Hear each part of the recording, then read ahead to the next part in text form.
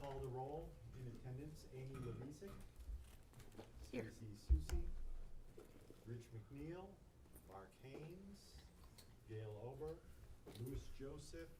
Michael Dellavecchia. Scott McWilliam. Planning Director Rob Mora. Assistant Planning Director Tyler Carmichael. Zoning Technician myself, Scott Pelchat. And our new Recording Secretary, Benna Brunel. All right, thank you.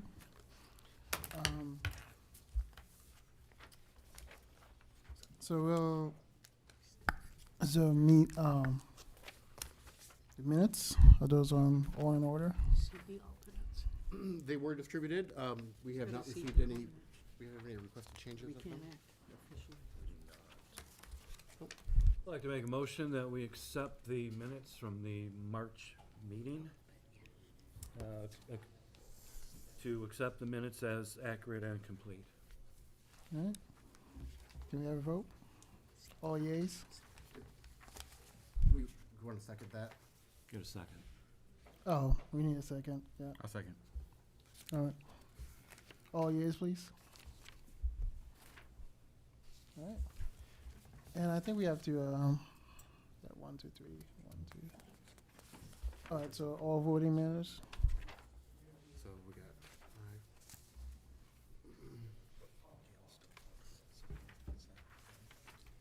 Yeah, we will get that. Well, that's just second, right? We can see one of the alternates. So Scott or Gail. Okay. Right? So we have, you can see one of the alternates tonight. Yeah, and Scott, you're an alternate, correct? Correct. And Gail, you're an alternate. Right.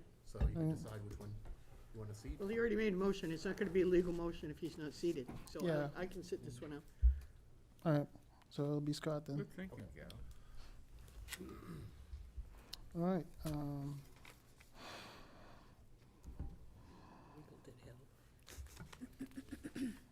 so first we'll have a continued hearing on the consideration and possible vote for PL 2024-001CS and PL 2024-002 CUP. That's 492 Endicott Street North. Yep. Okay. Yeah. Thought you said something. Broad Street. No, Endicott Street. Endicott Street, yep. Okay. Scott, can we turn that up at all? Can we turn that up at all? Yeah, no.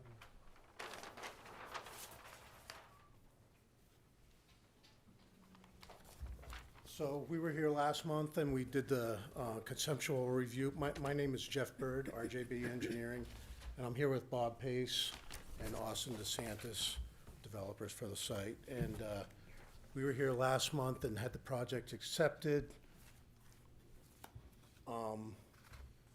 We had the conceptual meeting as well as the acceptance. So I went over the project pretty thoroughly last month. I don't think I need to be that thorough this time, but just briefly, it's 22 and a half acres. We're developing the northerly 12 and a half acres, 38 units, 2,000 feet of road, sewer and water. And the back 10 acres will be dedicated for conservation land. Since our last meeting, the plans have been revised and submitted back to the city, revised to address TRC comments. And they were resubmitted last week, a little bit later than I would like, but they were resubmitted. I did talk to DPW, and they seem pretty happy with the plans now. And the bulk of the revisions were for them. We have a sewer pump station, force main, and there were a lot of issues to work out with that. And I think we got them all pretty well rounded up. And I don't know if you heard from them, Rob, but. No, I didn't hear any issues from DPW, so. Okay. The other thing we did was, we did contact the Lakes Region Conservation Trust to see if they were interested in the back conservation land, holding the easement or buying the land. And we have not heard back from them yet, but we're gonna still continue to work with them or whoever, the Conservation Commission, and see where we can go with that, as far as, you know, getting that conservation easement conveyed.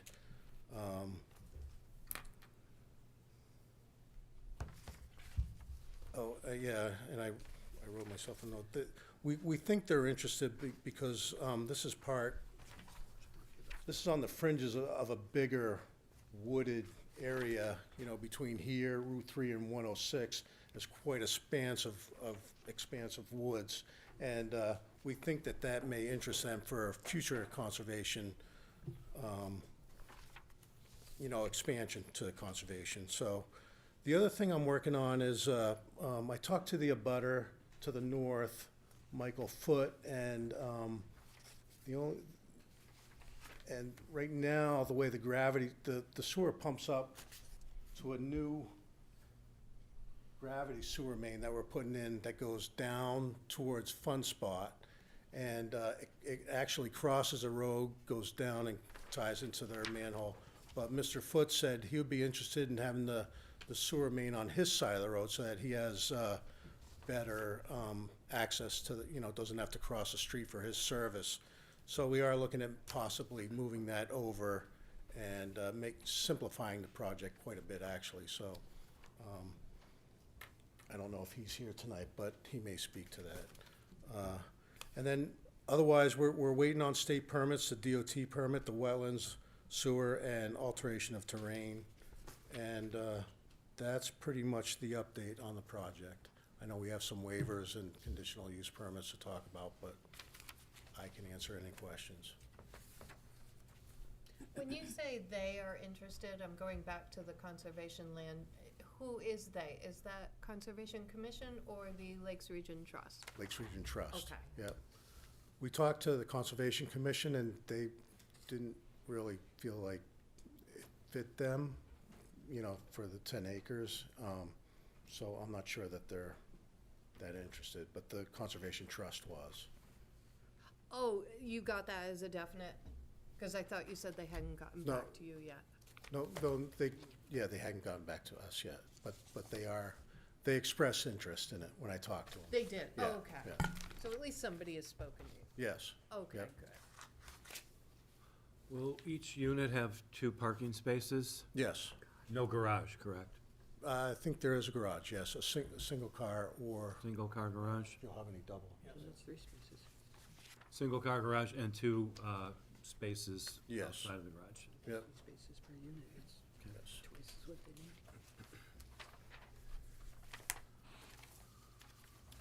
All right, Louis? I will say the Conservation Commission did meet with this applicant, and they had no problems with the plan as presented before.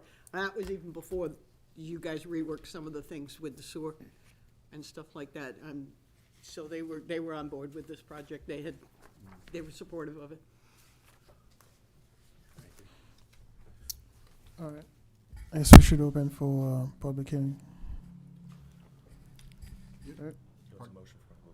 Yep, you can open it up for a public hearing then. All right.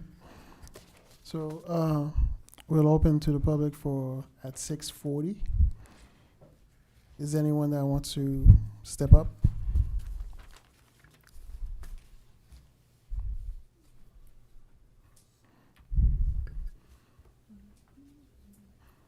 We'll just give it a minute, just in case.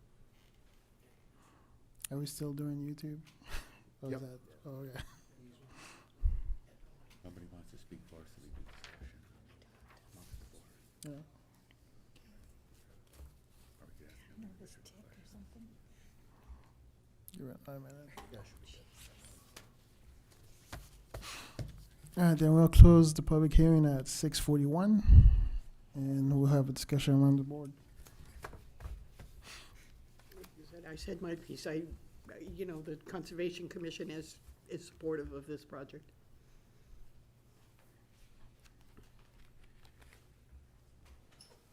Scott, look like you're thinking.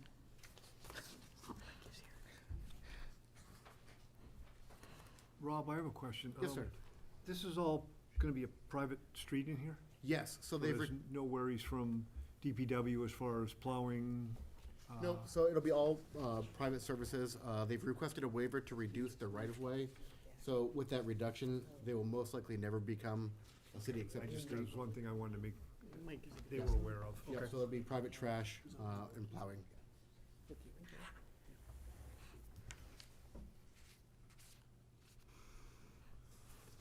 I know there are several wetland encroachments, and as long as conservation has reviewed that and Yeah, is we did, satisfied and, with- and while they look more significant on paper than they actually are in reality, to be honest with you. Like I said, they, you know, and I mean, we talked over a few things, and, you know, there wasn't anything significantly encroaching about this. They were keeping their well into the buffer zones and stuff like that. I mean, you're right, it is dotted with conservation, but it looks like the applicant to us actually did a good job of taking all of that into consideration when they actually designed the road system and everything like that. Like I said, I think it's a lot more significant when you just look at the orange spots on the paper than it is in reality. And this was also designed in a pretty wet year. So, you know, like I said, it wasn't that, it looks worse on that little piece Yeah. of paper than it really is. With that, I would be satisfied then that will be Yeah, respected. and we put him through his paces. So actually, I'm curious if we can reopen the public hearing, because I think one of your butters just walked in. That is your choice as chairman, if you want to reopen it. I just want to be fair, so we're going to reopen public hearing at 6:43. All right. So,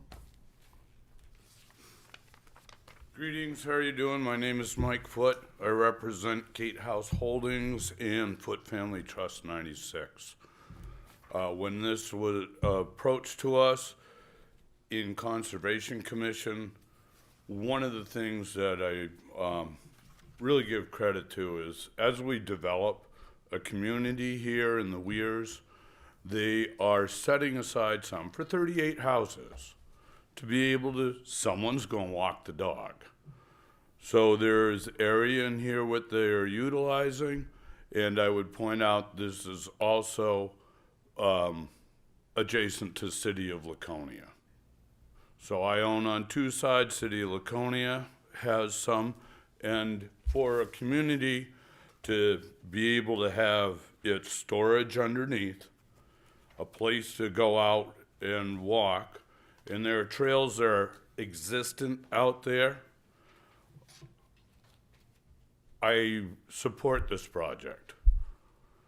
Yeah, and when it comes down to a curb cut, I wasn't able to sign everything I needed to tonight.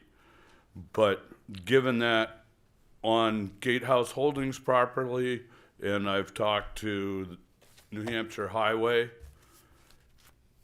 if it will not inhibit the extra driveway I have by right of being a property of record, and they are amenable to, as I have to build a radius to share an apron, then certainly I support it. Thank you. thank you. Is there anyone else?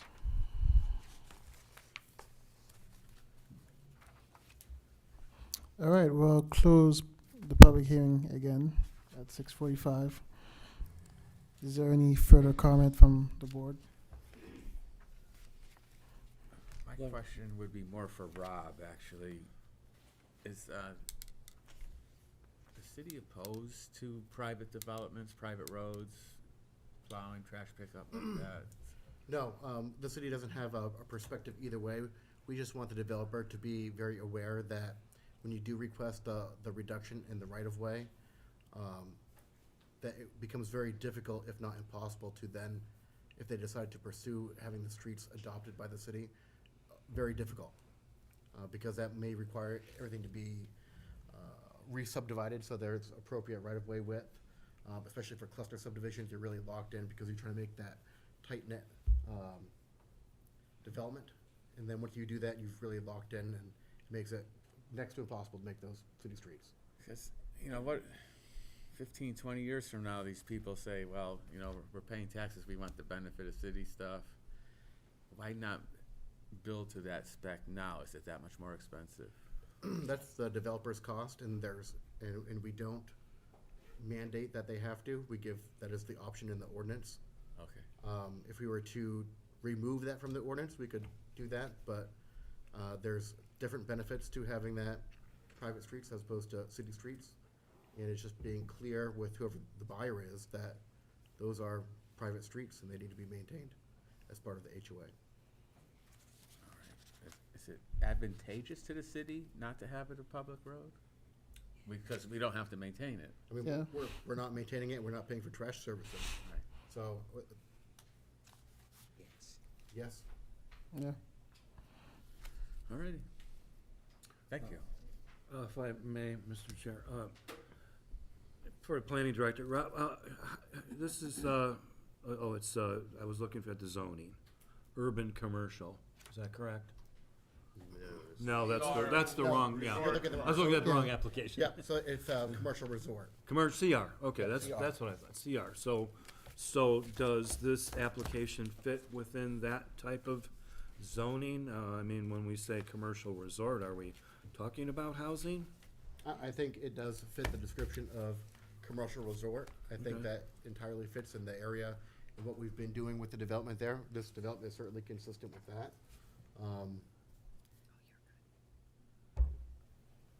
It is consistent with that plan. So it fits under the guidelines of what we would consider commercial resort? Yes, it's definitely is in our permitted uses as a permitted use. Okay, good, thank you. All right, thank you. So, do we have a motion?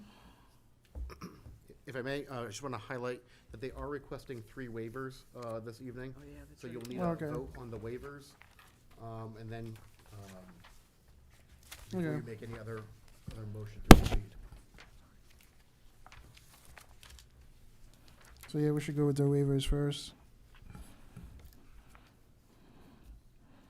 So the first one will be for the right of way. Do we have a motion for that?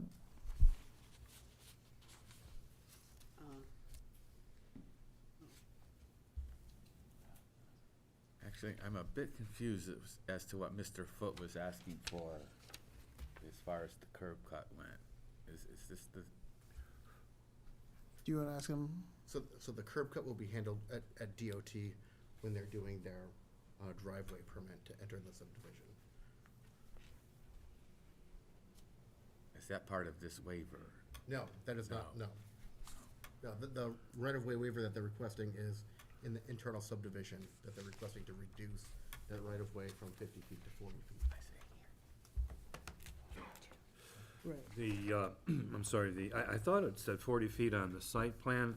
On your staff review, it says 25 feet. Is So that? so there's a perimeter buffer that they're also requesting a waiver for, because at the beginning of where their subdivision comes in, you see where the road is a little bit closer to the property line. They've done that to avoid wetlands, so in order to do that, to mitigate the wetland impacts, they had to reduce that, they're requesting to reduce that buffer area to mitigate some wetland impacts. Oh, I see. The roadway through the development will be 40 feet wide, is that correct? Correct, the right-of-way will be 40 feet. And then they have the perimeter buffer that will be reduced in those certain instances to, I believe was it 25? Was it 25 So the feet? waiver is for the perimeter buffer to 25 Right, so you feet. have one waiver for your right-of-way, you have one waiver for your perimeter buffer, I see, yeah, and then you okay. have an additional waiver for I see it, for yes. some of the sidewalks. Thank Yeah. you, thank you. Can I just offer a comment on the right-of-way waiver request? So, yeah, we're asking for a waiver from 50 feet to 40 feet wide. But remember, this is condominium ownership.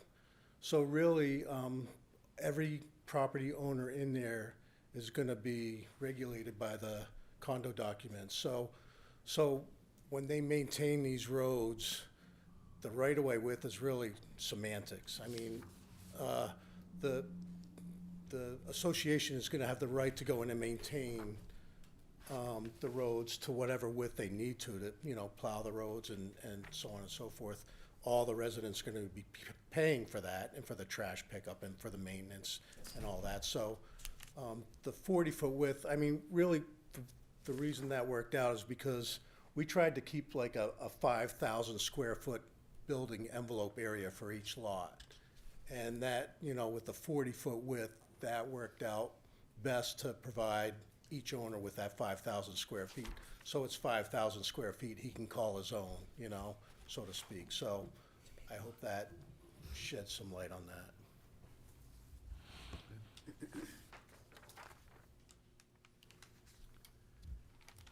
Rob, to piggyback on what Mike was talking about, in your history with Laconia, have there been any developments that have asked the city to take over their streets? There has been 2 cluster subdivisions that have come in previously that have asked to change to go to city streets after they've been built out for years, and it is very, very difficult to do, and in some cases it's impossible to do. So did they request it because they could no longer get service, or were they just? No, I think it comes down to how the HOA was managed and how they were paying for road maintenance. Because the city would require 50 feet, right? The city would require 50 feet.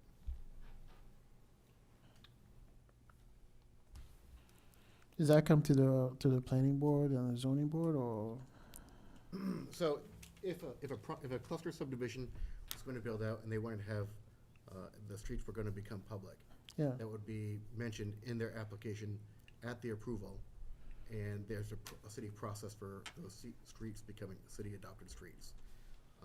There's several different processes for how that is worked out, and that's in conjunction with Public Works, and the time of how long it takes for the streets to be built out, for them to be adopted and inspected by DPW to make sure that they continue to meet those standards, so that when we adopt or accept them, it's not a burden to the taxpayers of Laconia. okay.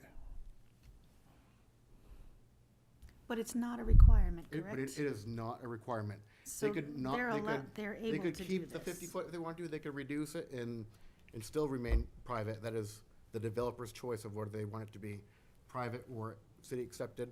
And even if they came here with the intent of having them become city streets, they could choose not to and leave them private.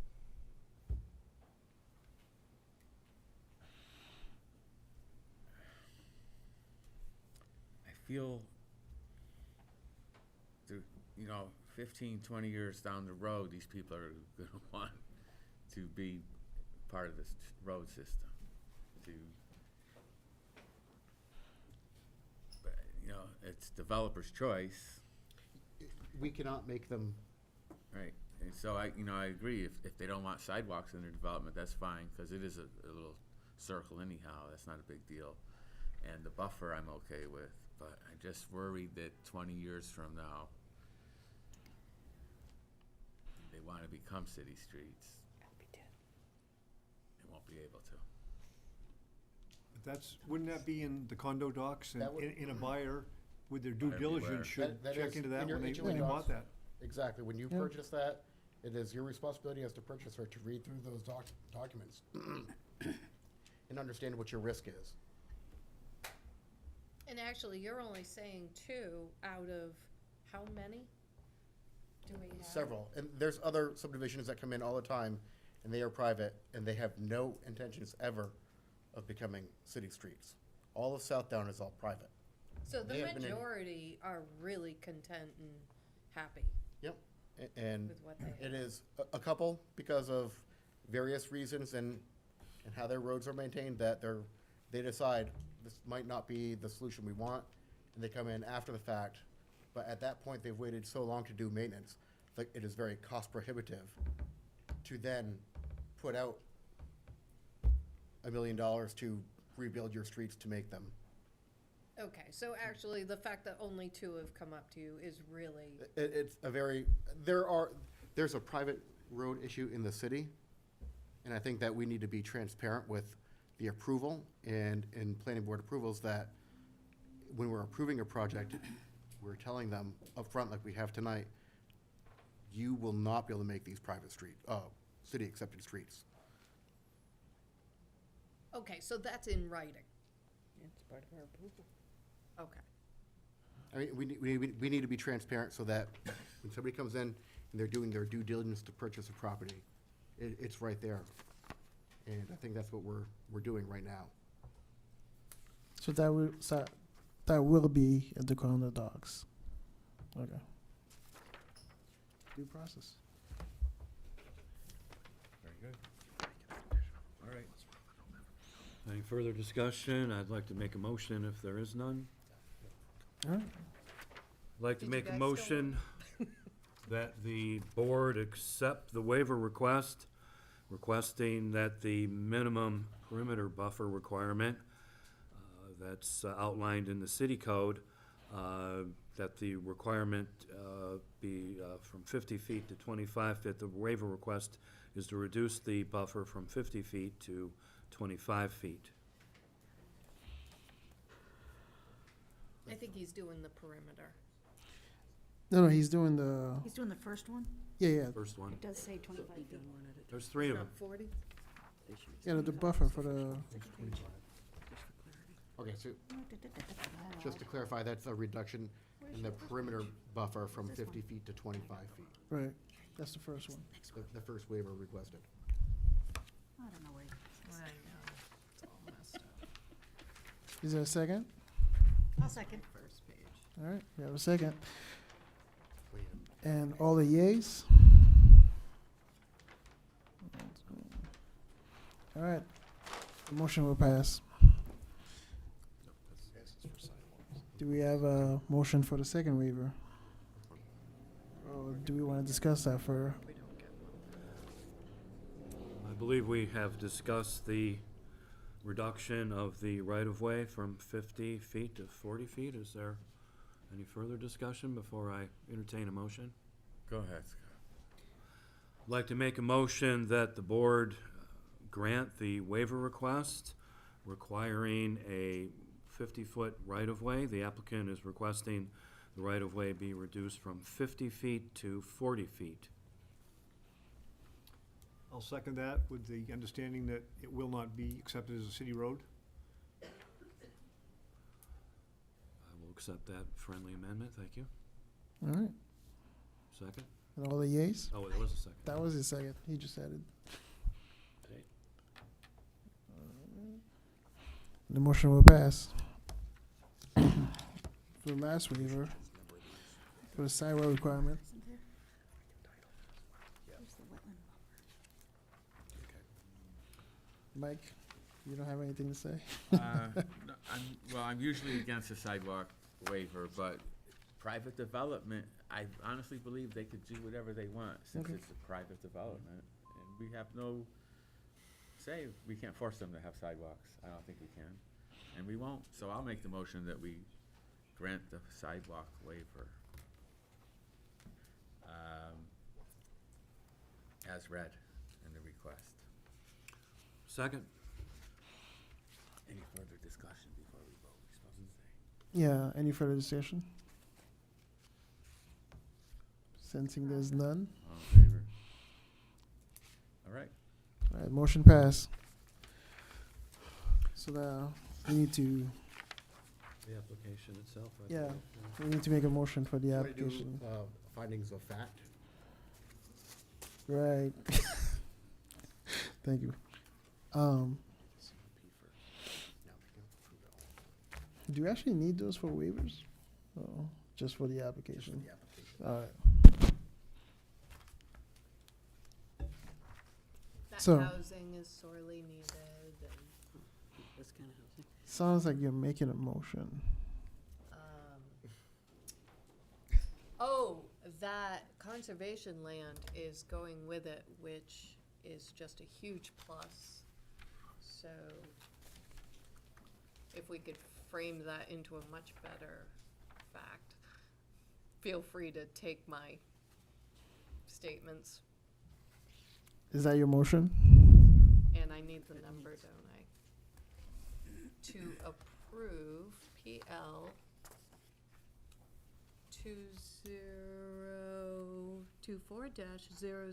2024-0001CS and PL 2024-0002 CUP 492 Endicott Street North, Moose Ledge Estates. Can I just add to your motion that the application is consistent with city zoning and current land use regulations? And do you want the conditions from the city, staff report as well?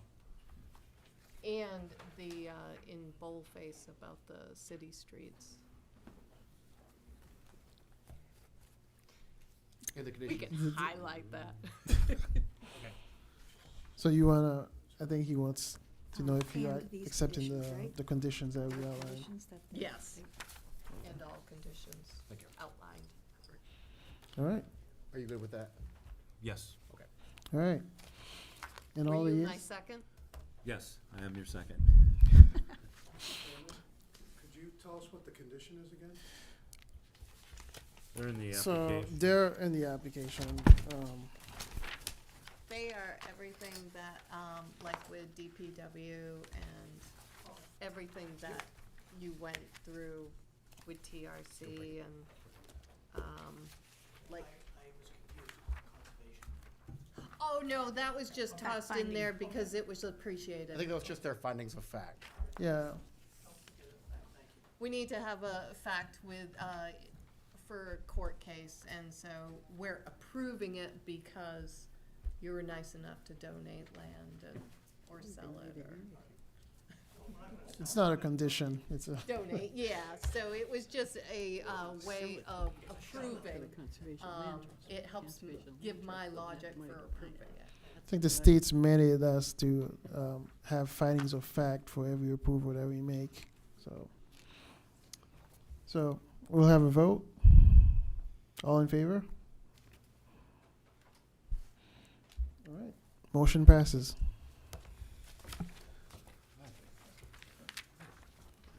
And, Thank you. yep, thank you.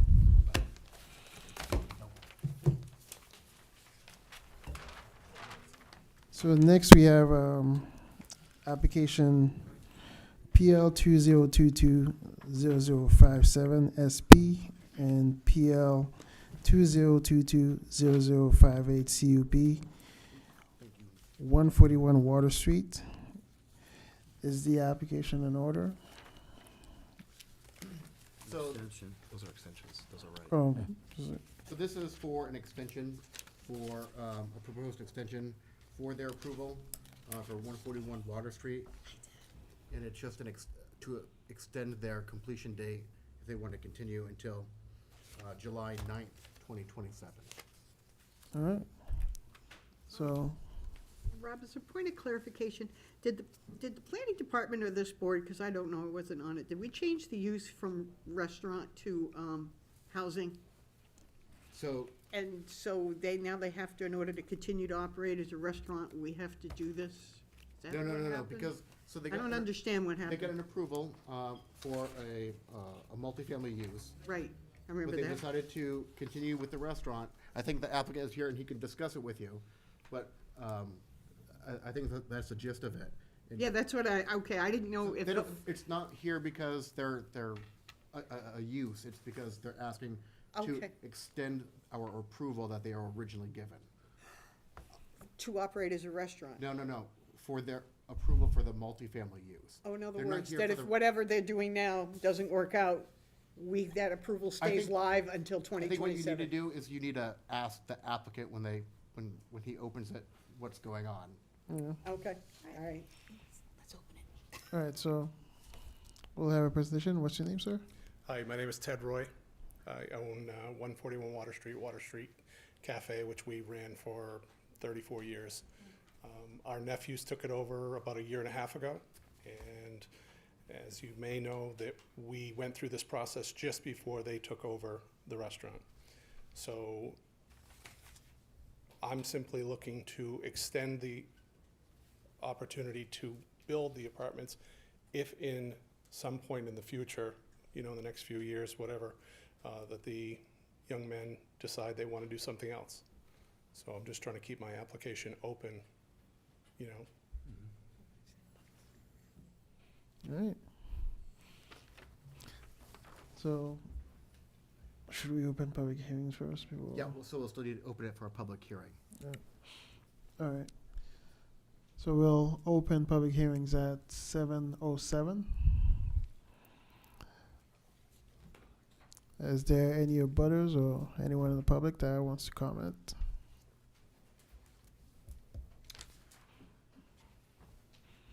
I'm sure something's gonna come in from YouTube. Water Street's pretty popular. It'll be on YouTube. 3 people watching online. And Charlie's one of them. Can you verify that? Oh, no, there's no, we don't know that.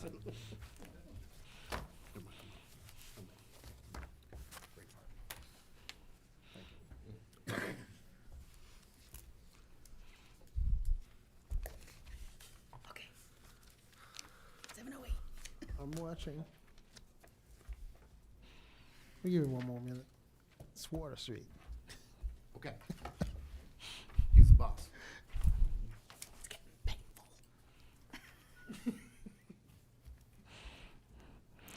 All right, we'll close the public hearing at 7:08. And we'll have board discussion. I know that we frequently get requests for extensions. This would be a little over 3-year extension. I don't know if that's unusually long. I guess I would defer to the planning director for an answer to that question.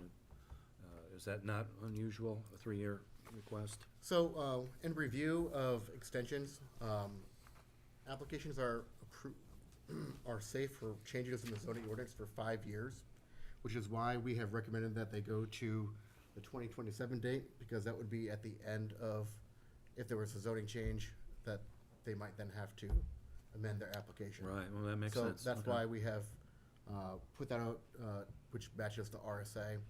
And I think moving forward as a board, that should be something that we consider, is the RSA protects applicants for 5 years from zoning changes. And anything that is beyond that 5 years, maybe it requires further review. But in this case, it's not within that 5-year window, so there's no benefit to the city to not approve it. Yeah, that makes a lot of sense, being in line with that RSA and city zoning. Yep, so, it's very much in line with that, and, city staff, we support the project and the extension request for it, to that approval, to that date of July 9th, 2027.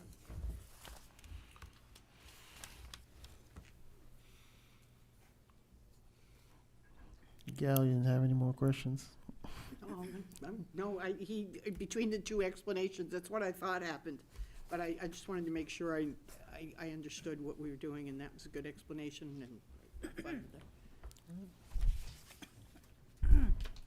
Ted, I heard that your nephews are doing really well. Do Oh, you thank you. think that they are happy and will Oh. continue, or? Yeah, they're very happy. I mean, it's become, as much as it was our family, it's become their entire family. So with the 2 boys, you know, their sister works in there, their parents are in there a lot. So it's awesome to keep that, you know, business that we started. Yeah, Oh, it is, and it's great to keep it in the community, Yeah, so, we're yeah. very we're happy pleased. that, you know, we didn't close a couple years ago and that this was able to continue on, Perfect. so, thanks. All right. So does anyone want to make a motion? I'll make a motion to accept application PL 2022-0057 SP, PL 2022-0058 CUP for an extension to the original application of July 12, 2022, to extend the application to July 9, 2027. Second. Your findings of facts. We need, I don't know if we need a finding of facts, I don't because think, it's already No. approved. Not for this? no, Okay. not on extension. Yeah. All right. So, all the yeas? All right, the motion passes. Thank you very much. Thank you. So next we have PL 2022-0025 SU Lucerne Avenue. Did I pronounce that correctly? Okay. Yep. All right. You have a presenter? I think this is mine. Rusty Bertholet, Leisure Time Rentals. I'm here to ask for an extension of my previously approved RV park conversion. The reason for the extension? At this point, I'm not ready to put the condos on the market, and I want to give my people that are renting there plenty of time to plan to if they want to purchase or not. Time flies by fast. So we'll open public hearing at 7:13. Anyone wants to step up? You can take a seat for now.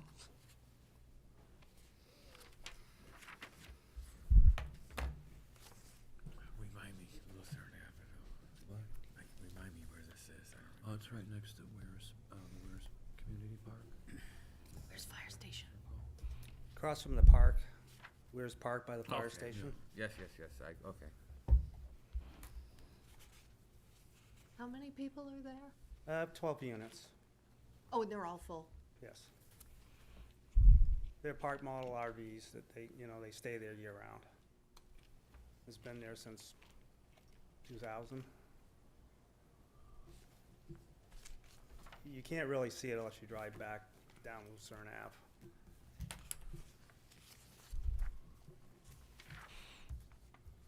Yeah, so we'll close public hearing at 7:14. And we'll have, is there any comment from staff? Staff review for that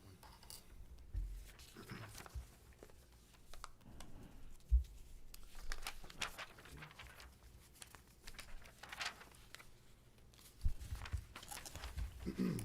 So, this is, no,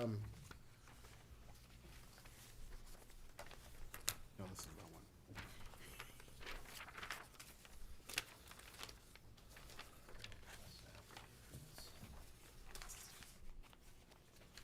Here, I think that was flipped over. So this again, this was originally approved back in 2022, and this is just for the condominiumization of the RV park. So once again, we're suggesting that the board extend it out for that, to that 5-year mark.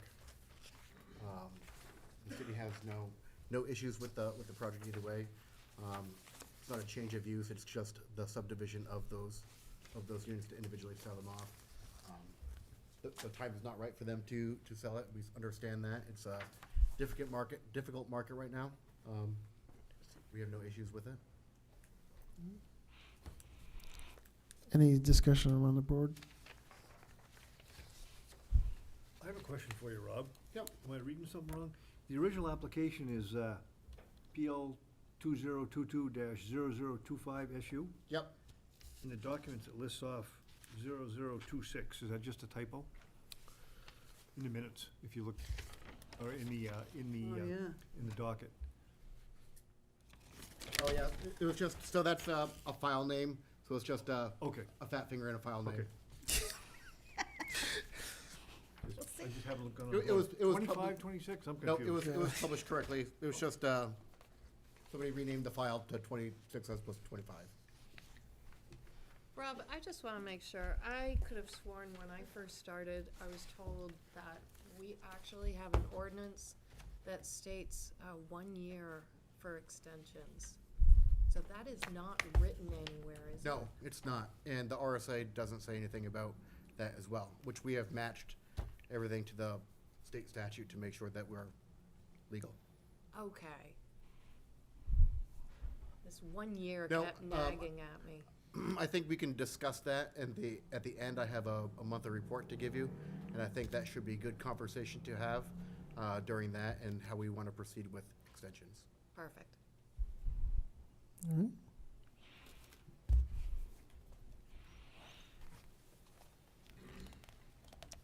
Does anyone want to Do make you a need motion? Yeah.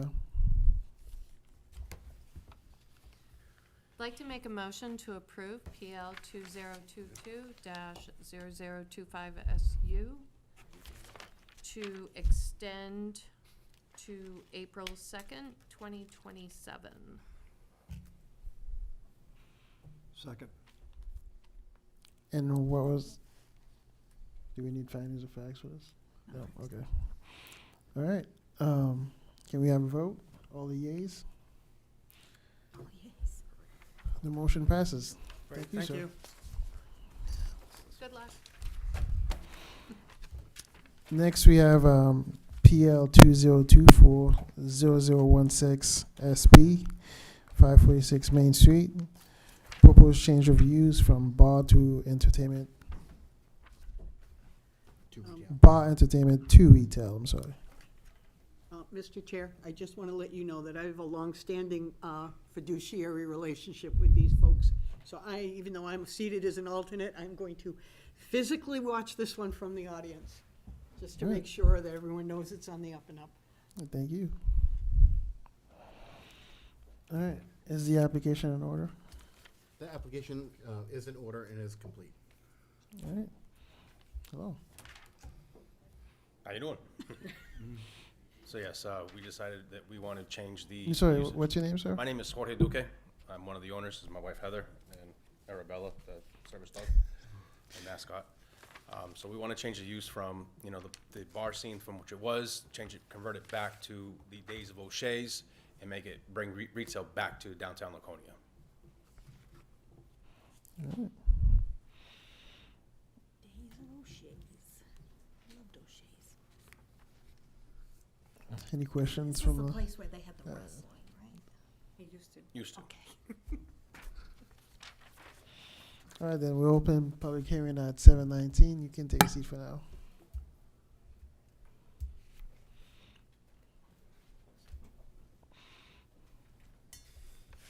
Any comments?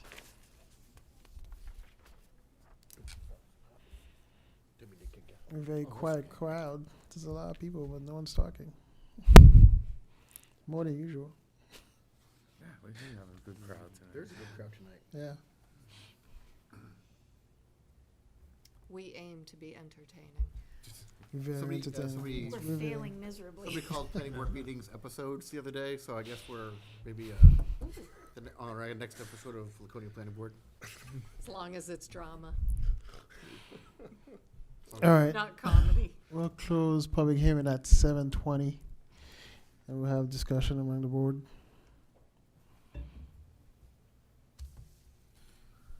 Riveting. Lewis is gonna throw something at me soon. Scott, you look like you want to say something. Well, I think, to, continue the development / redevelopment of the downtown area, to bring a retail establishment to a structure that's currently sitting empty, I think that's a totally positive.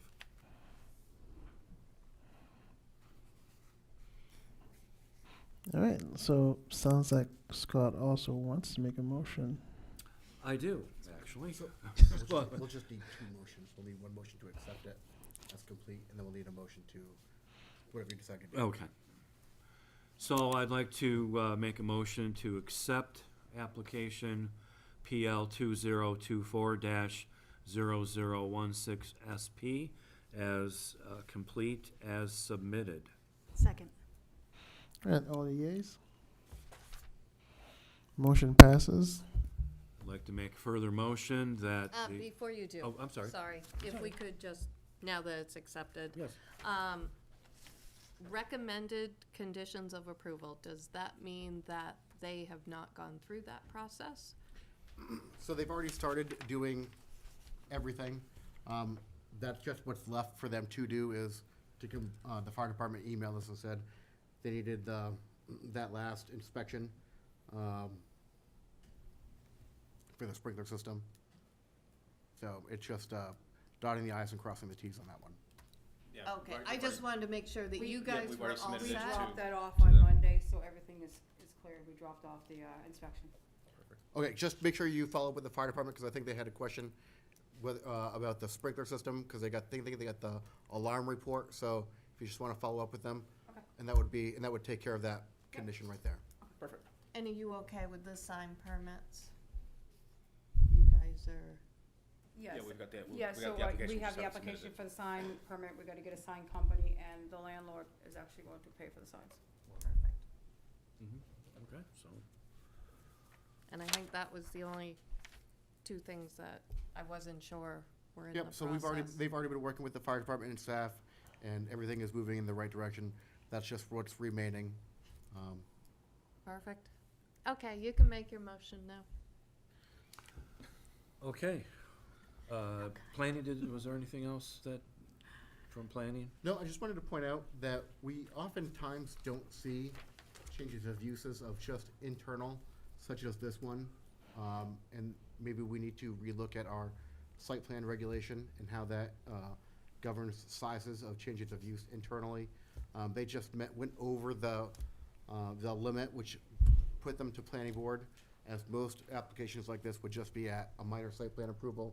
It wouldn't come before the board, so it may be something that we should think about as a board, and looking back at that regulation, maybe making a change so that we could handle this at a lower board than coming before. Why planning did board. it get moved here? Because of the square footage that it was affecting.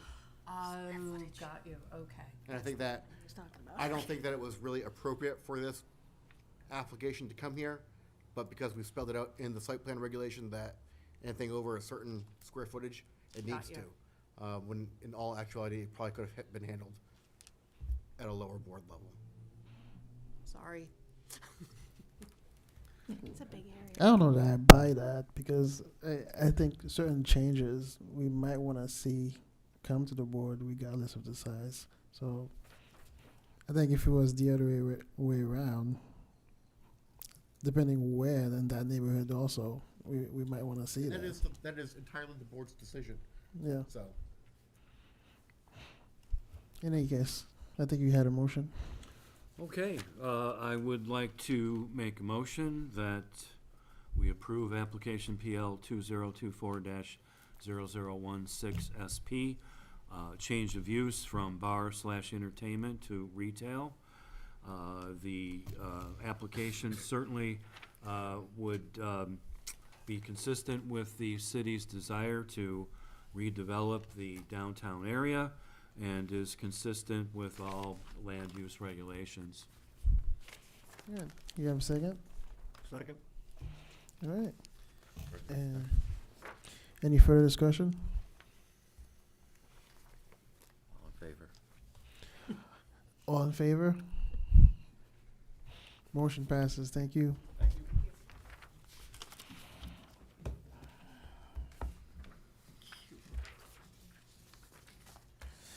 Next, we have PL 2024-0017 SP and PL 2024-0018 CUP Union Ave. It's Taylor Community proposed addition within the wetland buffer to an existing dwelling. Is the application complete? The application is complete. So we need to make a motion to accept. I would make the motion now to accept, and then you can decide what you want to do with that after Yeah. the presentation. All right. Is there a motion? I'll make the motion to accept. Second? Second. All yeas? The motion's been accepted.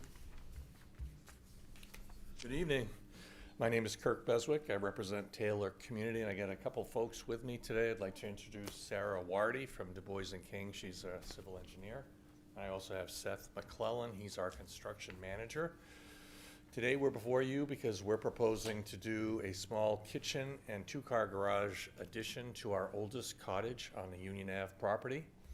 And in doing so, we were asking for a small wetland buffer waiver for that because we're going to impact what is a very small wetland behind this little building. And Sarah can walk you through the details back there, but that in essence is what we're here for today. Okay, Sarah? Thank you. Hi, I'm Sarah. So, as Kirk said, the existing house is a rectangular footprint. There are a couple additions off of it, a porch off the front, a proposed deck off the back. When they were designing the footprint to add the garage, they specifically did this kind of odd shape to angle the garage away from the wetland. And to clarify, we are here tonight because there are no wetland impacts, but some of the construction occurs within the buffer. So we are here for the conditional use permit to impact the wetland buffer. The wetland was mapped as an intermittent stream that we believe is probably the result of the 92 acres of development up from this. We've shown the buffer. It's a 30-foot buffer is applied to an intermittent stream. And it's been mapped from the top of the bank. It results in approximately, including the addition, the drainage improvements and access around it results in approximately 932 square feet of impact to the buffer.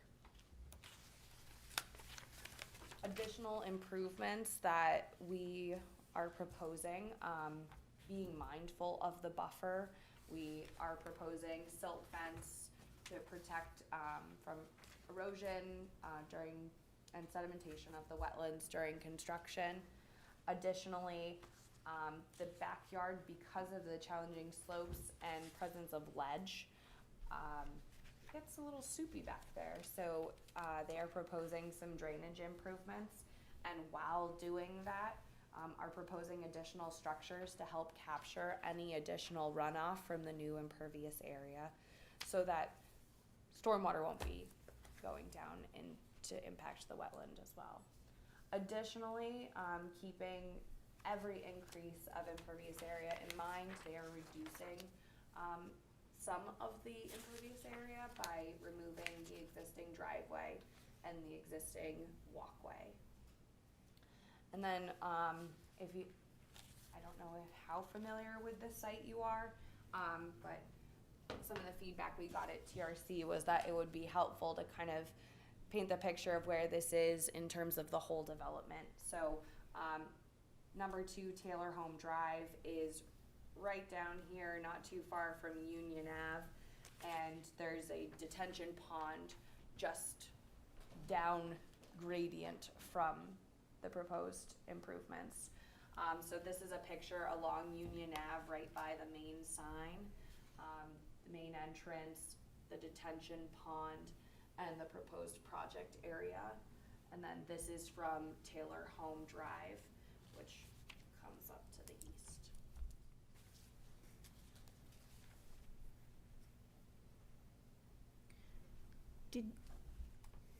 May I? Yeah, go ahead.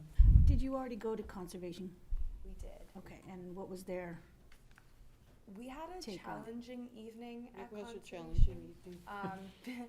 because most of the discussion was about a buffer of 50 feet, and that we had shown it incorrectly, but it's our wetland scientist's opinion, and Rob agreed with us that we actually have applied the correct buffer. So they didn't give us a recommendation. They were going to send us questions. We did not get any questions, so instead of delaying the project a month, we are here. It was Rob's recommendation that we could still come before you tonight. So how did that happen? So Conservation had some administrative issues at their last meeting, and I have discussed it with the chairman, but they had more issues.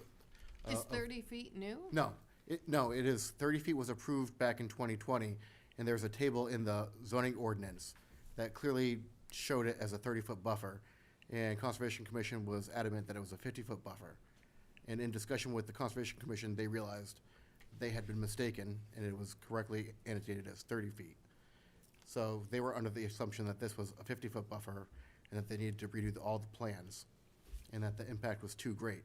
But then, after being corrected, they realized that it is a minimal impact because it's only a 30-foot buffer to an intermittent stream. So would you be amenable to using silt socks instead of silt fence? Sorry, yes. That's what we show. I misspoke. Oh, okay, so it's not fence. That's, Awesome. it's the line type we used, but no, silt socks. Oh, perfect, okay. Sorry about that. And, sorry, just one last question. When you say remove that other driveway, what is going to be replaced? What will It's gonna be a lawn. replace it? Loam and seeded as grass, like the rest of the front lawn. Got you, okay. Is there any concern with the bump out going toward the ledge? That, what kind of a foundation are you gonna have under there? And could there be ledge under there? Most likely there is. You know, we intend to do as little hammering as possible. Okay, just to get you're gonna take it out some, mechanically rather than trying to blast it, okay. It's possible that that's fractured ledge, so we're hoping it comes out easier than it looks. And if it does, then we're going to put a 4-foot frost wall into that bump out. Okay, If not, we will have to pin it to the ledge and we'll adjust. okay. And the proposed deck, is that a high deck or down? That's actually a very low deck. It is very low. Yeah, it's in the rear of the building. It's almost lawn height. I'm just You thinking can see of where the- water direction coming off of that. Is that gonna go right into, where is that gonna go? When you say water, which water? are we Like talking about? water pooling on top of the deck, is that gonna go shooting No, into the site will be graded in such a way that there won't be any pooling water on the site.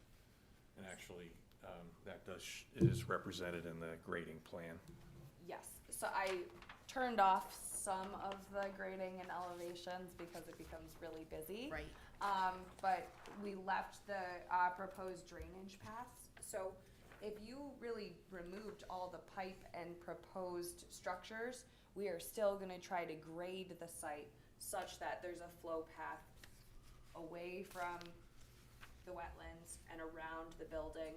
We're also going to be establishing a swale along the roadside to get the water off the road, so that anything coming this way is captured and directed to the pond. Small driveway culvert to make sure it passes. That cottage has been there since what?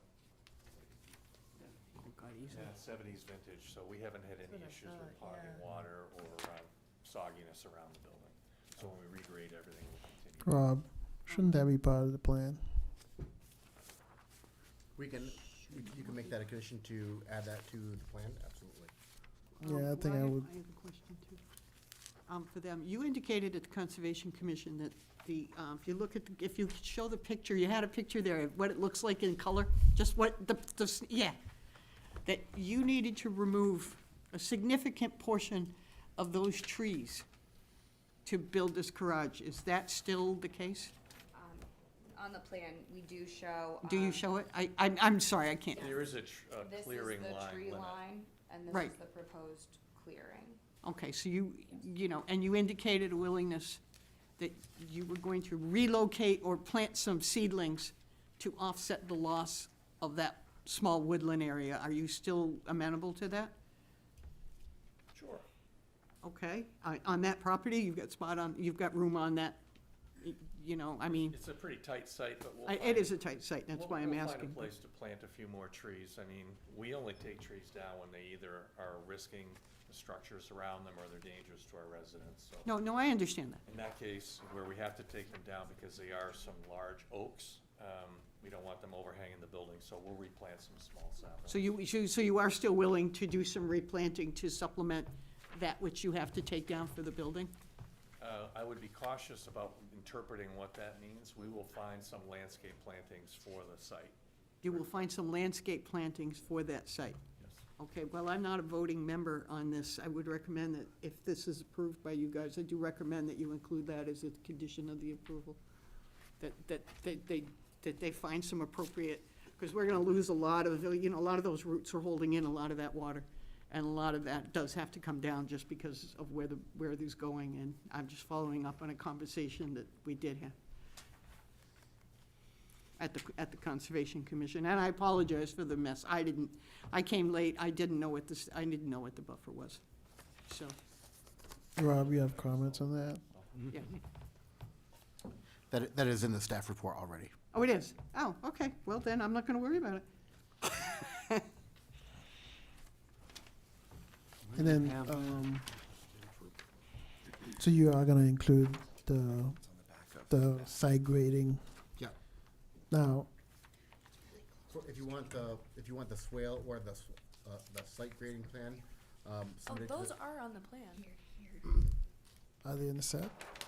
I just said that Oh. I hid some of the grading because it made the plan really busy. For this But we presentation. have spot Yeah, I just wanna get elevations that all along the proposed drainage path, and we have contours showing the swale. And this was the plan that was submitted to the planning board.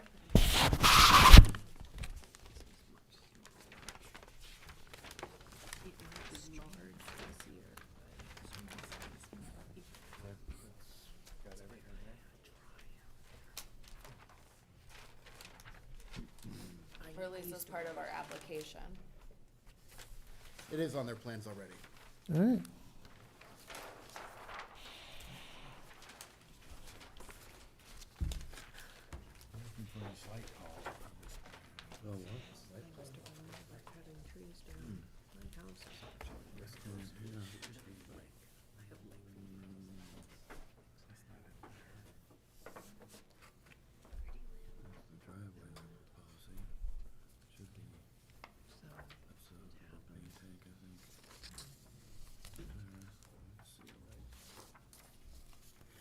Relocated or no? We were just discussing how close the corner of the proposed garage is. I feel like it looks closer than it actually is. Is that right, or? You're not wrong. It was actually an item that came up at conservation, was whether or not the garage could be shifted forward. And I reached out to the architect because there was some discussion that evening about roof pitch, and he said that it actually presents an unsafe situation if you move this up, with part of the garage covering the front of the house and the entry with the garage and the front porch. So I think they did have that in mind when working with the architect, and this was the, So like it would be too secluded kind of a thing? It would like be dark in there? So how Unsafe in what way? How close is it actually? How many feet? Is it on we there? can add that to the plan. Like, specifically, you're asking, what Like is the how actual close? dimension to Yeah, the we- top the edge of the bank buffer? line. Is this like 10 feet or, You have that plotted probably somewhere. Yes, yeah, I can throw a dimension on there. Yep. It looks to be about 10 feet. It's from the top of bank, so Okay.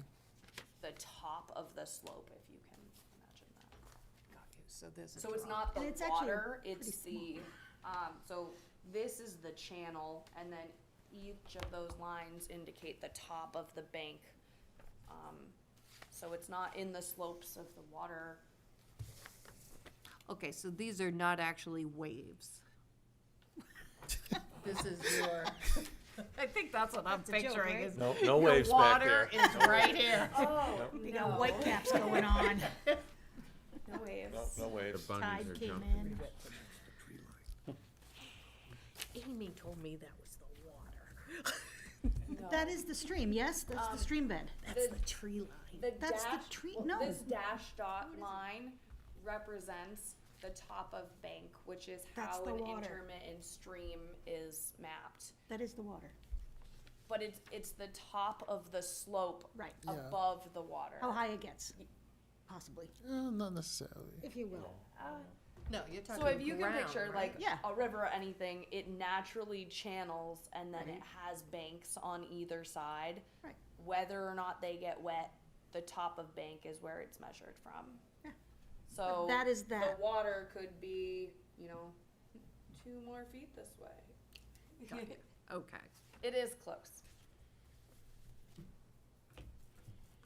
That It is is the such a small stream that it is classified as intermittent, and it does not fall into the category of the perennial stream, and it is not mapped on the USGS maps.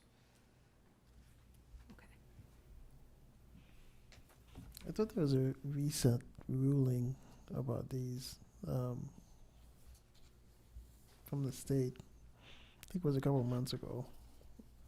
In terms of, I can't remember what the ruling was. I thought you might know. It was about wetlands and how they're regulated, but might be irrelevant for now. But I don't know. What we can look into recent changes in the state wetland laws. yeah, please. It comes up enough.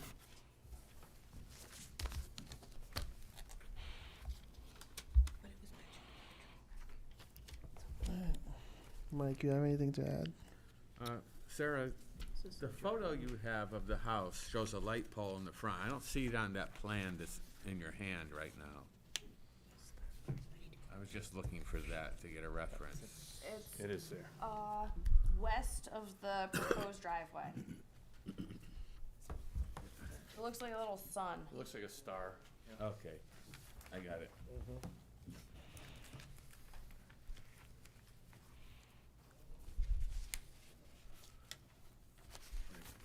That's it right there. Yeah. It looks like, Sarah, that there's a large number of modifications being done to the interior as far as placement of bathrooms, and so I imagine there's changes in plumbing. Have you been in I don't see anything here with that you've been working with DPW on, or the water, on the location of sewage and water. At TRC, so we have shown, proposed connection to the existing sewer. Water is in the same area. One of the comments that we had from TRC was that there is a water shutoff located in proximity to the existing walkway, that should be protected during construction, located, exercised to make sure that it's working. This is the tree line right now. We have been talking to them. Oh, okay. Not- Yeah, I could not find anything in the application in regard to DPW. Well, we're not planning on changing the service for either of those. No change in service. Okay, very And good. there is no Yes. increase in the number of bedrooms, so in terms of usage intensity, it wouldn't be considered an increase. Right, and the shut-off valve is existing, and that's fine. Very good, thank you.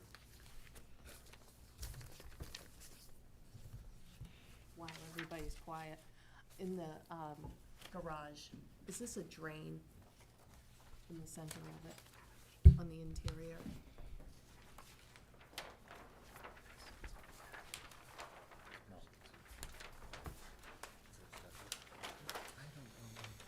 What's that? Do you have that? It's, I've got a it's- little, It's more, it's a more. little pretty- doohickey here. Oh, in the There's more to architectural it. plans, I Yeah, think I I have have it. the- Okay. I didn't realize, thank you. Yeah, no worries. Kept looking for it. There it is. Too many pages sometimes. Yeah, right. Too many pages.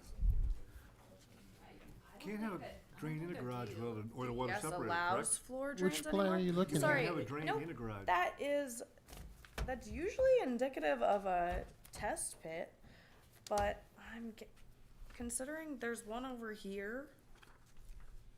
Cause I see 3 of them. Which page are you looking at? I am on A1, It's usually, that's how we would if you look inside the garage and then on the outside of it, and then in the doorway. Oh, I see what you're saying, those little round things. It's that is on the architectural plan, so it's an architectural denotation, so That's a survey mark, I a think. roof Yeah. plate Survey mark. existing, maybe Okay. to like get them to. That's Oh, okay, so That's that's not anything to do No. with There's plumbing. no floor drains. Oh, Survey. she's looking at this. That's the roof, right? Not allowed by code.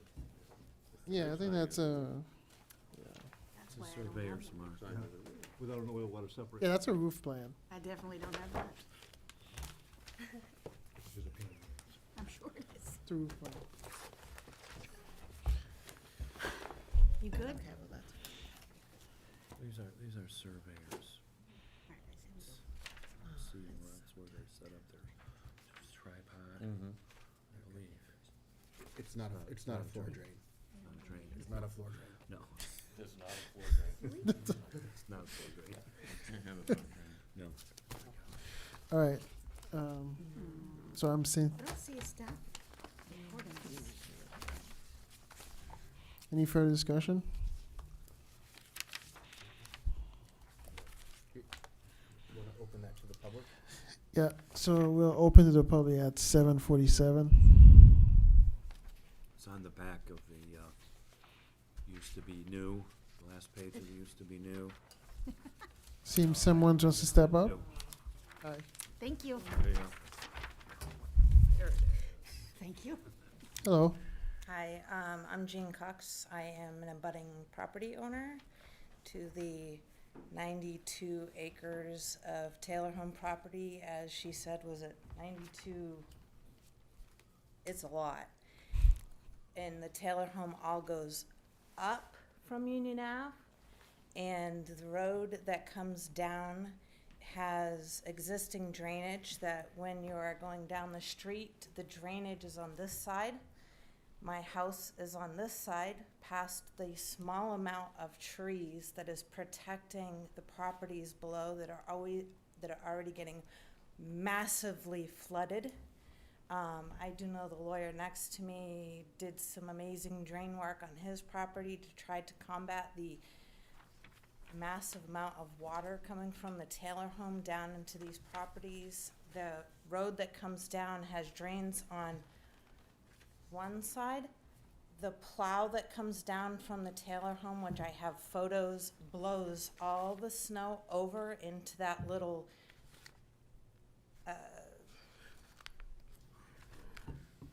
the ditch on the side of the road, which actually blows it into my property. There is a little wetland area down there, which I have photos on my phone that the kids used to go back there. It's just a marshy area of trees. That is what protects the housing below from being flooded.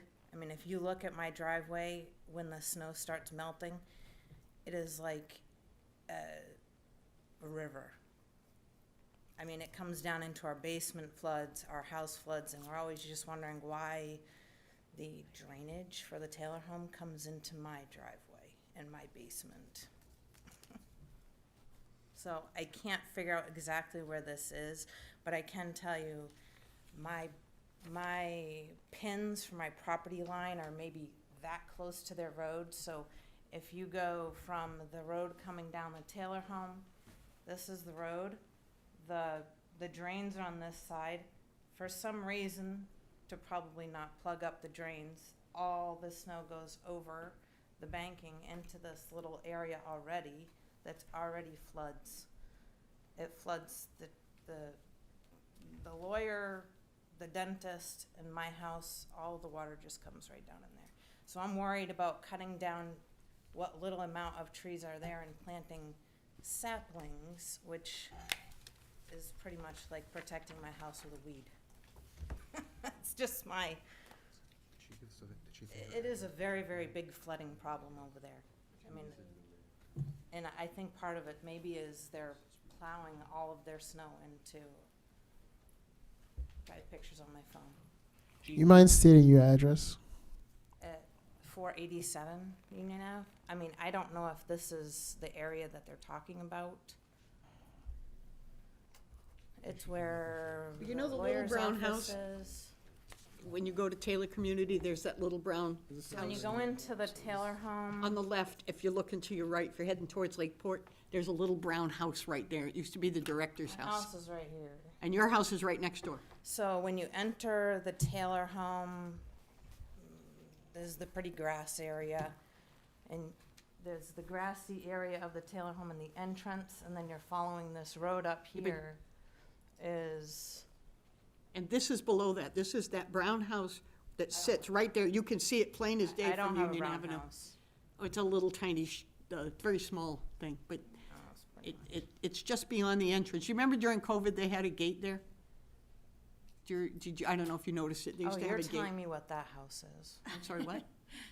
I just know that the. Yeah, it's just, you can. I don't know how to affect the drainage, but cutting down trees, I mean, you're talking 92 acres of property that's protected by that many trees, and that many trees is not protecting Taylor home property, it's protecting, those trees are protecting my property. If they want it, they can buy it. But, I mean, it's just, the amount of trees down there and the amount of distance between the road that, I mean, she was saying, it's just a couple feet. So a couple feet is the property from the property that the Taylor home owns. When you come down the street of the Taylor home, their property is right there at the end of that road, and all the water and the snow and everything goes over that banking, and all the properties below it are lower. The lawyer has a lot more money than me, and he went and he did something because he did drainage on his side of that, but me and the dentist is just, it's just like a big giant banking of 92 acres of snow and water coming down there. It just scares me thinking to cut down trees that are protecting. I mean, they were saying plant some saplings to replace it. Is it gonna take 75 years for those to become big trees? Is like you're cutting down. If it was the Taylor home's property that those trees were protecting, that's their deal. But those trees are protecting the people on Union Ave that have houses there.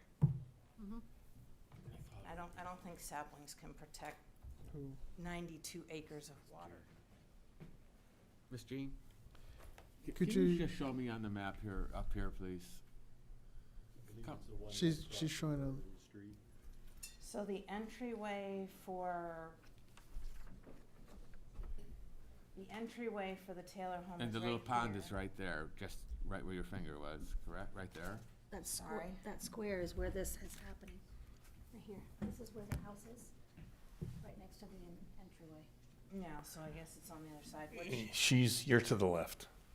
And you own the property abutting this just to the left. Okay. I just know that, like, we went in and checked, we drove up there and checked it out during this last snowstorm, and it's like, oh, they're just, there's no place for the Taylor home to put the snow, other than to blow it over the edge of the banking that is actually, it's a downhill. So if you blow it, even if you have, I mean, it was blown from me out to Mr. Joseph. I mean, that's how far the snow was blown out, which actually goes into the property down below. So if the drains are on one side and you're blowing snow to the side that doesn't have the drains, it's just going off the banking. I just worry about cutting whatever trees down that will protect. I don't think saplings protect houses from floods. Have you called them? The Taylor home? Sure. It doesn't hurt. I mean, they're very nice. Right? I mean, they may not even realize. Maybe. they don't know where their snow's going. Well, yeah, 'cause they're not doing it. It's all hired out. Okay, yeah. It wouldn't hurt. It's been like that since we've lived there. I've lived there since 1996, so since 96, that's where their snow has gone. I mean, if nobody said anything, 'cause you're this house right near the edge in the picture? on the picture up top? Theirs. Is that a picture of your entire property? I don't read these maps. Look at the Is photo. that your property only? Is that the 92 acres? Yes, because where we're talking about this project right here is over on the right side of our property. To the left of our entrance, we have a big open lot where we had a tree or a house that burned. Correct. There's an open So field this there. is where the We, dentist is. Yep. Dentist. and we allow the dentist to park on our property. We have a license agreement with him. So, So the dentist is further to the left? Yeah, this is our property. That's their here, and the property. dentist So is right where next the door, and trees yours are so getting it's not. cut down on the Over- other side, over so here. maybe it won't. Yeah, over there. that shouldn't affect you, but That's just why. Seth I'm wants to here. give you a card so we can come talk to you. Yes, that would be Okay. great. Maybe a different. We'll look at it. Awesome. We can talk about it. Thank you. And that's how that works. All right. Anyone else?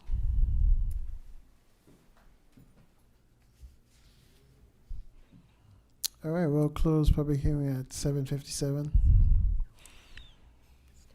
And we'll have, any comments from department? For the garage addition and to the impacts to the wetland buffer, the only conditions we had were some additional plantings, as outlined on the staff report, and the other concern was from the water department for the water service box. Other than that, we had not had any other issues that were presented to us. All right. Sounds like this problem is probably gonna resolve itself. So, Any discussion among the board? I'm certainly sympathetic to abutters' concerns regarding stormwater management and snow storage and so on. A lot of what the abutter was describing to me sound like existing conditions. What impact this particular project will have on whatever conditions already exist is kind of an unknown, I suppose. I think the request from the board to ensure that plantings are done to replace what's being removed can certainly help remediate some of the stormwater concerns. But again, I think a lot of what was being described by the abutter can be addressed through perhaps putting the snow in different locations and working with the Taylor home in that regard. Right. So as such, I wouldn't have any opposition to the application. Any further comments? I just was on the Conservation Commission with this, and I voiced my opposition to it then. I'm not voting tonight, but I will say that I haven't heard anything tonight that would change that opinion.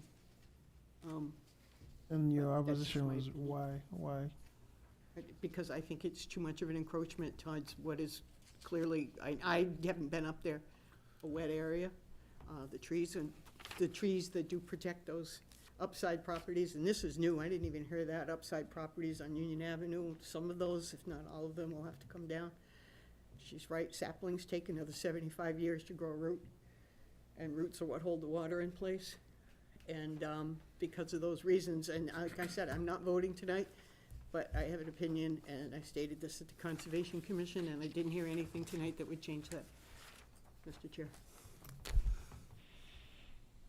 Sounds like there was more than just the buffer at Conversate. So is there something in particular you're asking or you want me to do? Well, yeah, this is your, No, I've said my piece. I mean, the only thing I would recommend is if they could table it and see where the snow is tomorrow. See how that melts off, because that's gonna melt off quick. We have golden, but I don't want them to wait another month to wait for a decision. So that's your guys' thing, but like I said, So I just want to highlight that they are only here for the addition to the garage, not for drainage for the property or their entire site plan. It is for an addition to a garage. Mhm. I just want to highlight that to the board so we're very clear. Is it possible to figure out exactly how many trees are being removed? I counted 6 or 7, but they're large trees. Okay. And if I can take a moment, I'd like to clarify. We are also sympathetic to the abutter that came before the board. Taylor does work diligently with the abutters. For instance, her abutter to her right is the dentist, and we worked with him to find a parking solution for him because he exceeds his parking, so we allow him to park on our property. There's a misconception. Her property is way to the left of our property. There's no impact from this project on her property at all. So any trees, any cutting we do does not affect her. Specifically, this project, when you look at it, we're cutting some trees, but all the water displaced by this project, including any water that trickles in this, which is categorized as a seasonal trickle, goes underground into a storm system into that retention pond. All our stormwater coming down the roads winds up in that detention pond, other than the small amount that trickles off to the sides. And over the years, I've been with Taylor 10 years, we've had numerous conversations about that, and we've hired civil engineers just like Sarah to ensure our stormwater is controlled. This particular project, there is no stormwater leaving that site that doesn't go underground through a culvert system into our retention pond that holds the water and contains it so it doesn't leave our site. And we put about $150,000 into that about 7 or 8 years ago to make sure that we were able to capture as much stormwater as we could. So relative to the Conservation Commission's concerns, we are willing to plant more trees, but I want to be clear that the abutters' comments, while they're valid, because there is stormwater and there is snow that comes off our site, it's not pertinent to this application nor to this project, and that needs to be considered during this application. So, my understanding, conservation tabled this, right? That, No, I'm the only one, Mike Foot left. And Tyler was there. So it's very important to understand conservation's role in the approval of a CUP. right, The conservation does not vote to approve or disapprove. they recommend, They only make comments to the application, okay. which those comments become part of the staff report, which then become our recommendation as Right. the city. And truthfully, we did not get that far, because there was so much confusion over how much buffer, what the actual thing was gonna be. So there's really no official record from the conservation. So the official record is their minutes. Okay, So they do have official comments. They did open it. It is in the minutes, their Okay. comments. And those are the official comments as required in the zoning ordinance for the Conservation Commission. So they have met the intent of the zoning ordinance. okay. All right, I mean, as far as runoff per the design, this storm drain shown here should capture, per design, it should handle any runoff at that point into the system. Correct.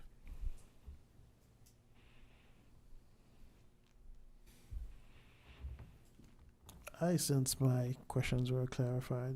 I don't know if anybody else. Mr. Chair, if I could ask Gail, were they concerned about the runoff or Not really. taking of the wetland? It was more about the buffer zone. I would say, if I had to say the real concerns, it was more about where the buffer was, meaning was it 30 feet or 50 feet? And how close it was to this temporary stream or intermittent stream, I believe is the words they're using. It was just that. And there was some discussion about taking down some of the trees. And there was some comments made that the roots of those trees it's small. I mean, there's not much left in that area for tree growth anyway.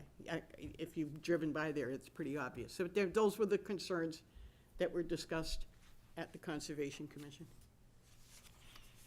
But we were confused. We thought we were working with a 50-foot buffer, at which point this project appeared to be 90% in the 50-foot buffer. At the 30% buffer, that changes that dynamic considerably.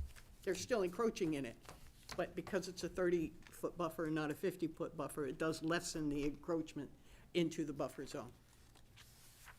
And I think that's that's a temporary encroachment for concern. Some of it is temporary and some of it will be permanent with the construction of the garage. Okay. So what will be the permanent, how much? The area of the garage that will be within the 30-foot buffer is the back corner depicted by Sarah right up there. So that's, Vanna. Vanna, yeah, Vanna. and how many feet is that at the corner? The amount of encroachment? 'Cause right. I can add that to So that's motion more, too. yeah, that's Oh, I most think of it. Approximately 20 feet? You're right, I was just Yeah. gonna say, if that was 10, this has gotta be 20. Yeah, yeah. That's up for consideration. Well, The impact area would be. so does anyone want to make a motion?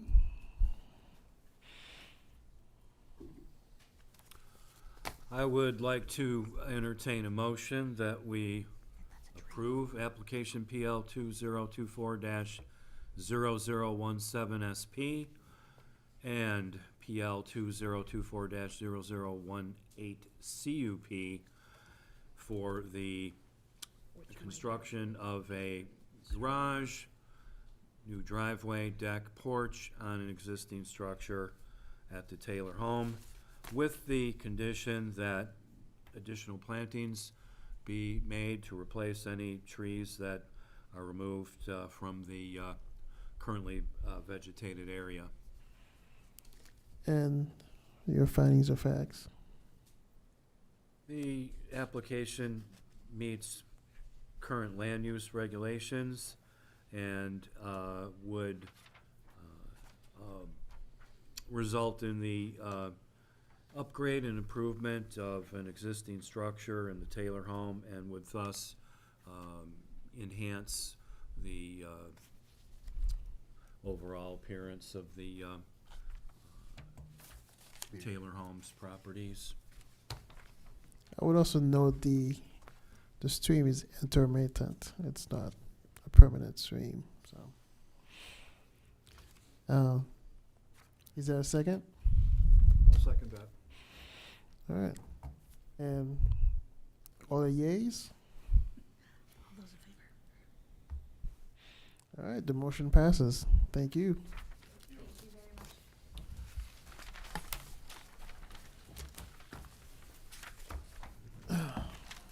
So I will recuse from this next application, and Mike will chair this one.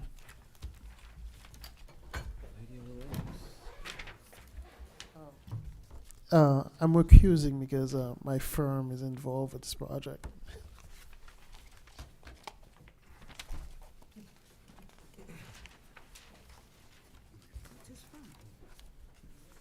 So, do we have a representative for Lady of the Lakes?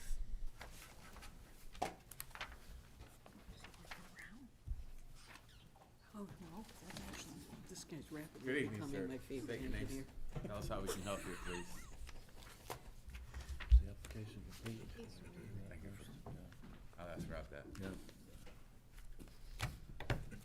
And Rob, the application is complete? The application is complete. We have to vote to approve? Yep, so you, Accept it? Where's that sheet? Is that this one? I'd like to make a motion that we accept application PL 2024-0019 SU, as well as the adjoining application PL 2024-0020 CUP and PL 2024-0021 BLA. Am I reading that correctly? you got it. You got it.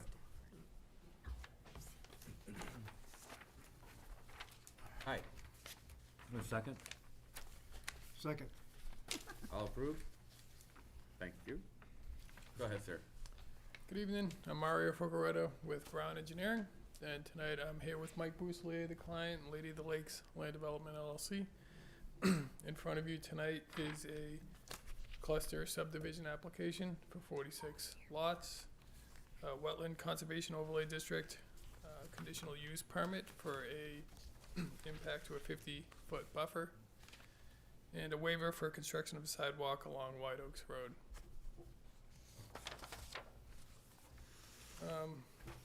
To this point, we've gone through a couple different TRC meetings, a couple different conservation commissions, and a conceptual review with the planning board. The existing lot is known as tax map 223, block 241, lot 4. That's this lot here. There's gonna be a lot line adjustment and a lot merger, as part of this.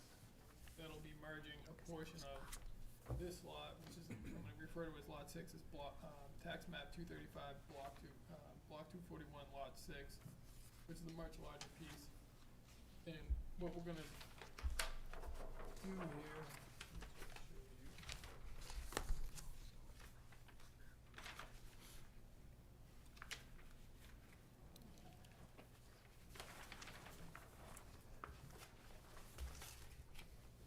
so a portion of lot 4 is gonna be cut off and then merged with lot 6.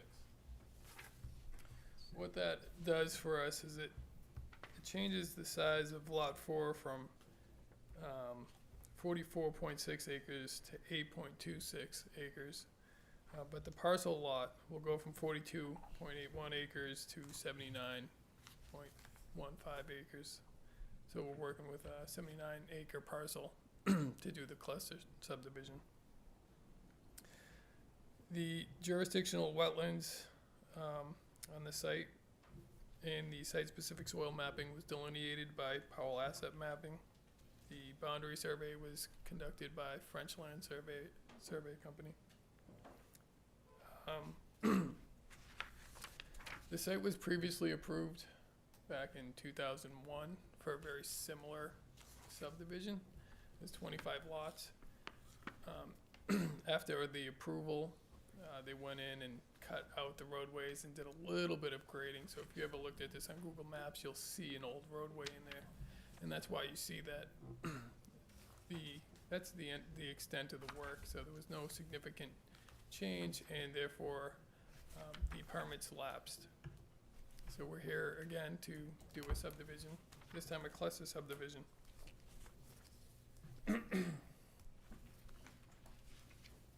So the site is, let me go back to the simulations, give you a lay of the land, see what we're looking at here. The site is currently wooded with scattered wetlands throughout, quite a bit of wetlands, and the buffers, 50-foot buffers to all of those. The site's sloping at an average of about 5%, the high point being here, sloping to the north. The existing drainage, overland flow, is kind of panning out from west to east across, which makes our storm management a little bit difficult, and we'll go over that when we get to the proposed and how we deal with that. But the majority of the overland flow flows onto the client's abutting parcel.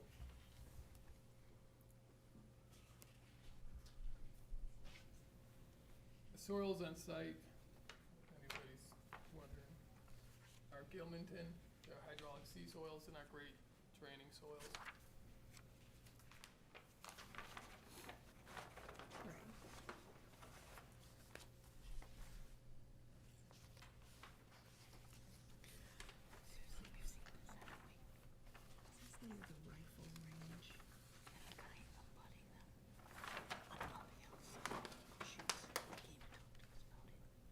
So what's proposed is a 46-lot cluster subdivision. The density was achieved by the addition of suggested amenities in the cluster subdivision regulations. And what we chose to add is some pickleball courts, there'll be a playground, a vast amount of open space, and a trail system. The required amount of open space to receive any density bonus is 60%. This project is proposing 80% open space, and 80% of about 80 acres is quite a large area that's gonna be undeveloped and undisturbed. I think that this development is done in a way to kind of put a light footprint on the land. The roadways are planning to be public via road return, which is a type of ownership where the city doesn't own the roadway in fee. They own the right to use it and to allow it to be public and to maintain it. And in doing that, we've designed the roadway to the city specs. The city width, we got 20 feet wide, we got 50 feet right of way, we got sidewalks throughout, it's a closed drainage system. There's a tree lawn with street trees, exactly how the city would want to see a roadway in is the way that we design this, in anticipation that the city accepts it. There will be no impacts, although there's a lot of wetlands, we will not be impacting any of the wetlands. There won't be a dredge and fill permit necessary. We have submitted an alteration of terrain permit. The city got a copy of that when it went in. The city will get a copy of any correspondence until we have the permit, and then the city will have a copy of the permit. So in that alteration of terrain, we are proposing a few different stormwater management devices. We'll have a stormwater wet pond. We call it a wet pond because it retains water. It looks like a pond. It's not supposed to dry out. We'll have that up front. In the middle of the circle here, we're gonna have a bioretention system. Out the back here towards the pickleball court, there's gonna be a stormwater, a subsurface gravel wetland. We have a grass-lined treatment swale behind these, and we also have another grass-lined swale here. So we believe, and then anything in the roadway will be captured in the closed drainage system and directed to these. We believe that this is a very sound stormwater management plan. And we will get our AOT permit, but we haven't received any comments yet.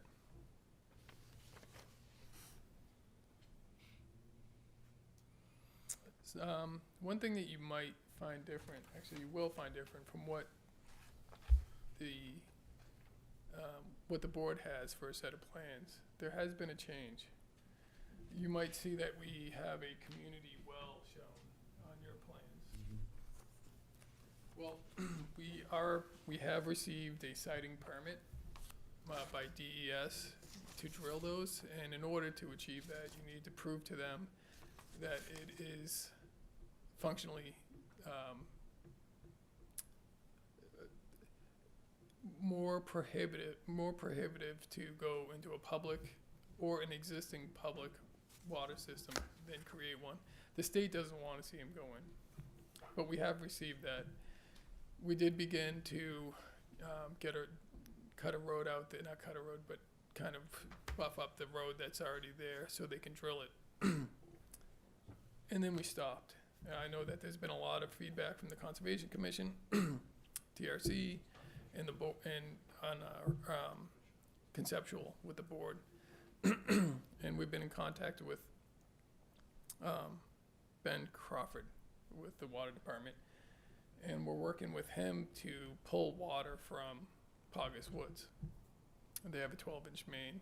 There's still some studies to be done, but I think Ben agrees, we agree that it's possible.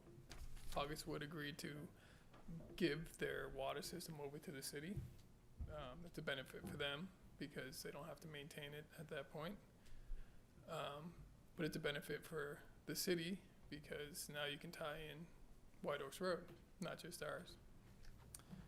The last time I was in front of the board conceptual meeting, we were planning on tying into Guilford with the sewer. That also has changed. We've been working with Nate Garrett and Wes from the DPW, and some back and forth, kind of a unique situation where the client will split the cost of a pump station that will be necessary. And again, we're gonna pull the utilities from Paugus Woods. This is gonna require Paugus Woods to give that sewer over to the city as well. That, that project is separate in a way than this project. Although this project's relying on that one to achieve its sewer connection. The overall scope of that one will not just be to bring sewer from this project down to Paugus Woods, but then Laconia is gonna pick it up from there and run it all the way up to Prescott Farms. So that puts almost all of White Oaks on city sewer. When we bring the water from Paugus Woods to our project, that's gonna allow for the city to run water the other direction. The water department doesn't have the funds right now to do that, but that's kind of the door it opens when we do that, which is great.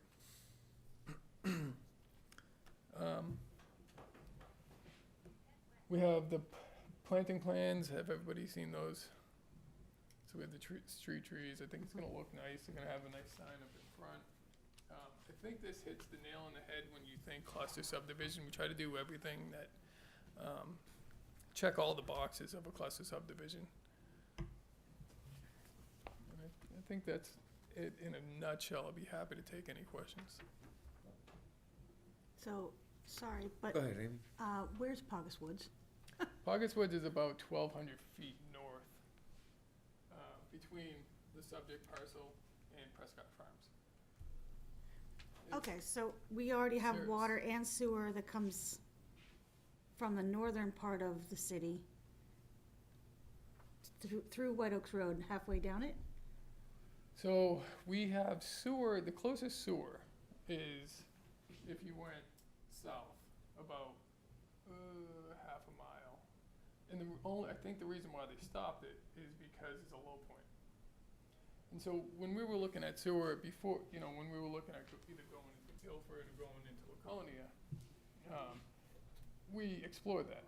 And we're gonna need a pump station. Well, if we went into Guilford, we needed a pump station anyway, because you're gonna drain everything with gravity and then you pump it up and over the hill to Guilford. And I think that's why they stopped the sewer here. Once you get past Prescott Farms is a high point. There's some flat, low areas in between, and Paugus Woods or Sarasota Lane being the low point, which is perfect because they have sewer and water up and over the hill.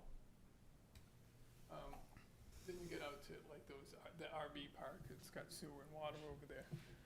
So there's a gap in the middle of White Oaks that doesn't have public utilities. There is a water line that's in this is you're at the back of the site, there's a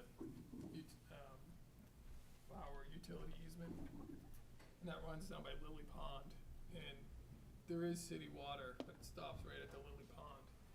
I think the reason why they stopped it there is because it requires a pump. Same reason why they stopped the sewer. And when we explored bringing water up, this was part of what, when we went for our well siting approval with DES, we looked at the nearest water, which was that one in that utility easement. And that would, again, working with Ben, we found that would most likely, we would require a booster station, which is expensive. And therefore, when you start weighing those out, and state makes you project those costs for like 20 years, they really make you prove it. And we found that, the community well was the best route. Until, sorry, let me know if I'm rambling, but it's kind of an interesting journey here. So then, until we went to Guilford, and Guilford essentially, the select board essentially said, I don't know what's in it for us to let you connect to our sewer. So therefore, no. And we say, whoa, there's a sewer manhole existing with a stub in our direction that is pointing to the town line. This was previously approved by everybody. There was an intermunicipal agreement, and they're like, no, it doesn't matter. So then I called Nate, and I go, Nate, we gotta work, I'm gonna put a pump station in, and we're gonna tie into this other manhole, what do you think? And he goes, was there anything, that's the best, is that the closest? Well, we got Pogus Woods right here, but I'm not quite sure how we're gonna get in there. And then Nate started this conversation with Pogus Woods, which now turned into, we might put all of White Oaks on water and sewer. And we've been in talks, so I guess this is obviously the next step in line, our 7th meeting. But we've been working with, again, Ben Crawford very closely, Nate Garrett closely. We've been working with Rob's been great to work with making sure we got everything where it needs to be. And we got city councils working up an agreement to between the client and the city to get this municipal utilities down White Oaks. So it's gonna be a joint venture. That can't move forward until we get through this step. And I hope that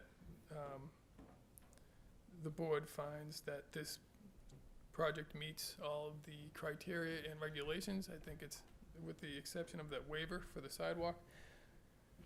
So, again, designing the roadway per city specs, we have a sidewalk throughout with a tree lawn and the street trees.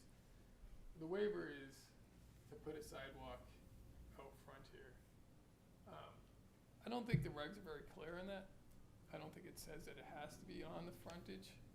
I think that we meet the regs, but after talking to Rob, we both agree that there is some ambiguity there, but there's no harm. I think that, fair enough. I think we can prove that putting the sidewalk on White Oaks doesn't benefit any pedestrians. I think that, in fact, it might lead to a dangerous situation, it being on a curve, and White Oaks has very little shoulder.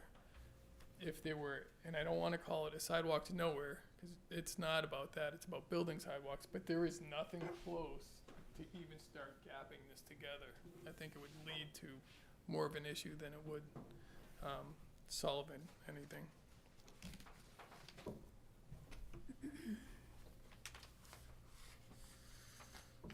So how would we approve this? Conditional upon what they get as an agreement with the city and the developer? How does this? So if the board decided to approve it, that would be the first step. They need to have an approval, or they need to get an agreement with DPW and water for those other connections to extend all those services.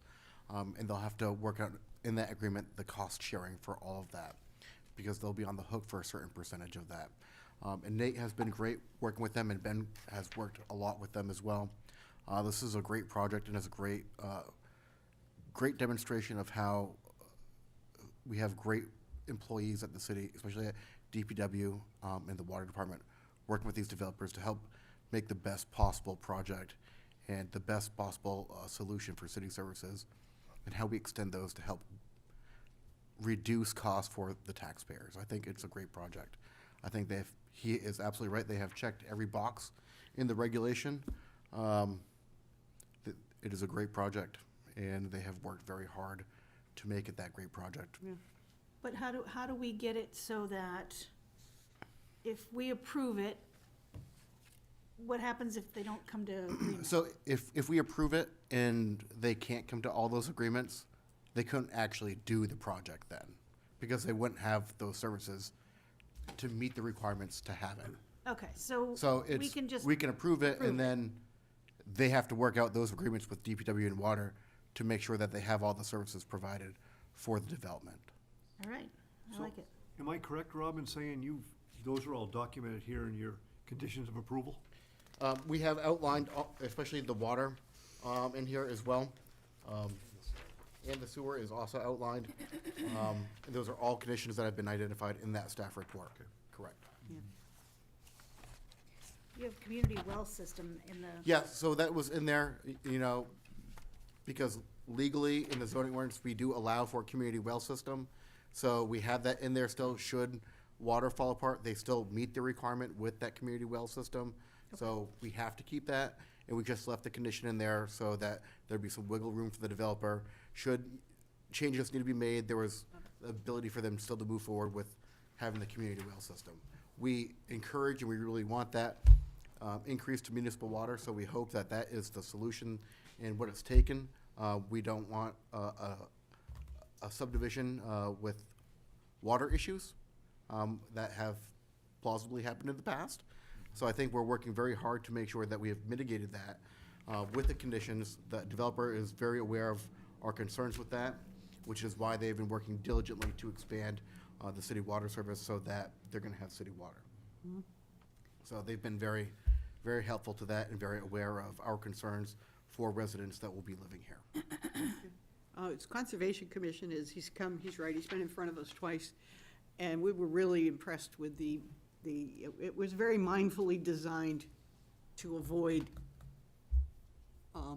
what is a difficult lot, in terms of how it's designed, laid out, the road work, and, they did the Conservation Commission does support this very much so, and is very grateful for this you'll see there's a whole description of the wetlands impacts. And they've done a wonderful job of mitigating any potential impact up there. And, like I said, Conservation Commission wholeheartedly supports this project, and it's even better now, because when we last met, as far as, we don't have anything to do with the sewer tie-in and all that other stuff, but you were still, Guilford was still alive. They were on life support, but that was still an alive thing, so it looks like you've come forward considerably in the last 3 or 4 months, and, or 3 or 4 weeks, and like I said, Conservation, as far as our limited role in this goes, they've done a really nice job of carving this development into where there's really no impact to the wetlands at all. Thank you for that, Gil. In my time here serving on the board, I've heard from Superintendent Crawford and Councilor Cheney and others that anytime the city has the opportunity to sell more water is a good thing. Certainly there's costs involved here, which sounds like the developer is willing to cover the cost of pump stations, et cetera. So I see nothing but a benefit to certainly the city as well as the White Oaks area. Can all of those things be listed as your fact finding? Yeah. Or do they have to be put into the motion? I think you have identified it as a finding of fact, and I think that would be fine. Yeah. Rob, have you heard any more from the Belknap County Sportsmen's? I have not, but they might be here this evening to speak, and I would guess by the hand that went up that they are. So I think when we open it to the public, we will have some comments. Okay. Okay. All right. Any other questions? Mario, is that correct? Your Yes. name? Any other questions to Mario right now? Mhm. If you'll have a seat, sir, and I'll open it at 8:35 to public comment. Guilford Gun Club, is it? Come on up. Belknap County Sportsmen's Association. I'm Rags Gurney, I'm the president, West Williams vice president. And our big thing is the firearms range, and our concern is the noise from the pickleball court. I'm just following what Ms. Susie said earlier about it being entertaining. It's very dry sitting You back want us to there. have them put in their HOA rules, they have to use those soft mallets so they don't disturb the gunfire next door? Yep. Is that what you want? That was I was fabulous. gonna ask if it could be moved further away. That was fabulous. That was Yeah, I want it fabulous. all the way on White Oaks Road, nowhere near us. No, again, we had no opposition the first time we showed up. We have no opposition this time. I agree with Gail. They worked with the wetlands well. And by the fact that on the other side of our berms that we shoot at is a wetland, so they're nowhere near it. I don't really have a concern other than, and it's gonna be unavoidable. There's no realtor that can go there on any given day and they're not gonna hear gunfire. We had people there Easter Sunday shooting. And with good weather, it's 7 days a week.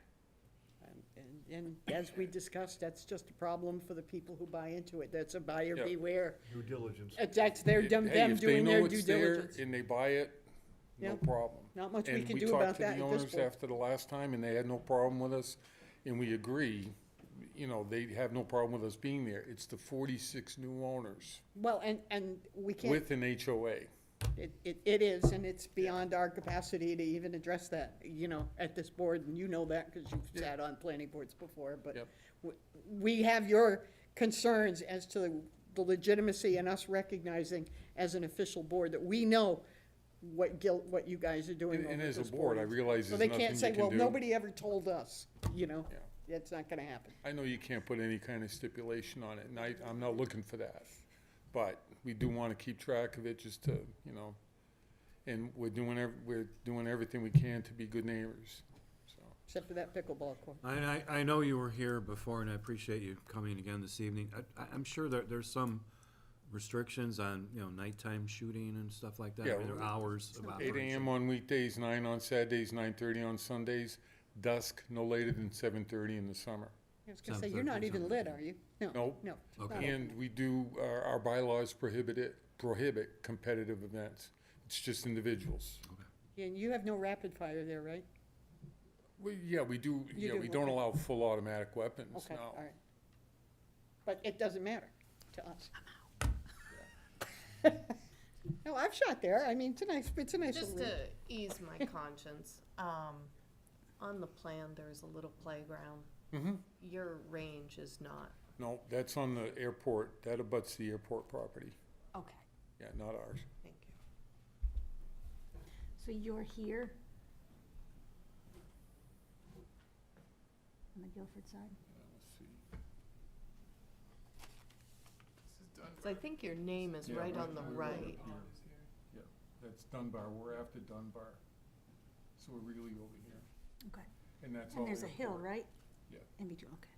and the airport's got 50 acres and it's conservation land and wetland, they're not touching it, we've already spoken to them. So you don't think people would look at the playground there going, were the planning department crazy? No. Okay. Well, And we don't allow shooting on the ground or anything, anything has to be in a target with a berm. And anything that went up high enough is gonna end up in Paugus Bay. Okay. Yeah, it's gonna end up way the heck away in Paugus Bay. And if it were to hit a boat out there in the summertime, I'm buying a lottery ticket. So, I appreciate your coming in. not a problem, thank you. Very good, sir. Any other members of the public? Yes, sir, how can we help? Hi, Steve Duty, I'm in a butter, Duty Family Revocable Trust on your map. I was here in the December meeting, and I spoke in regard to the location of the entrance and exit to this project. And I talked in what I thought was pretty good detail about headlight wash. I haven't heard anybody address it. I don't see anything going on the map.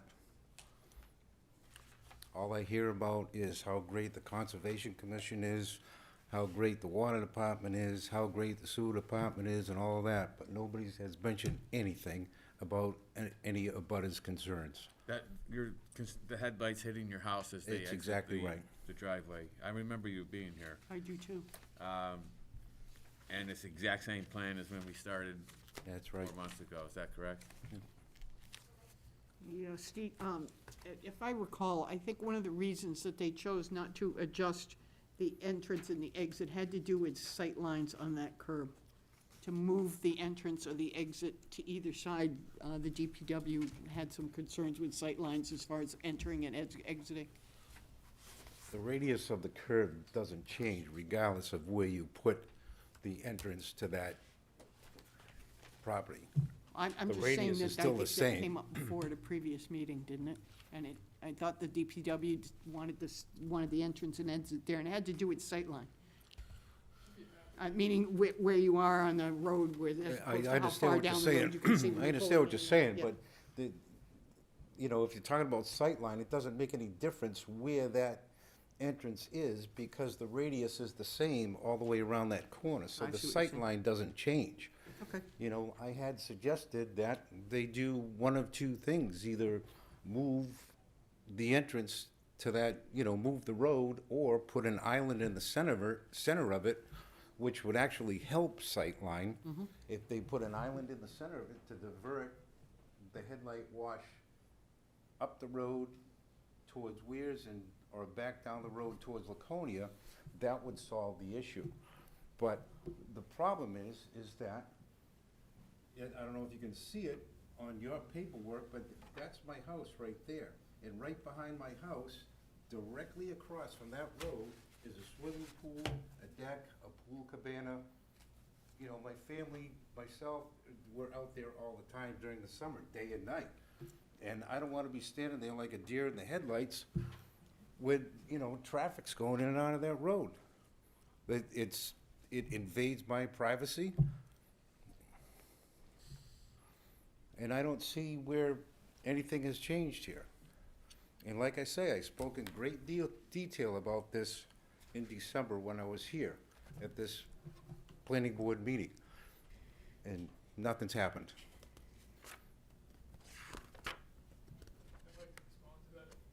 Please, please come up.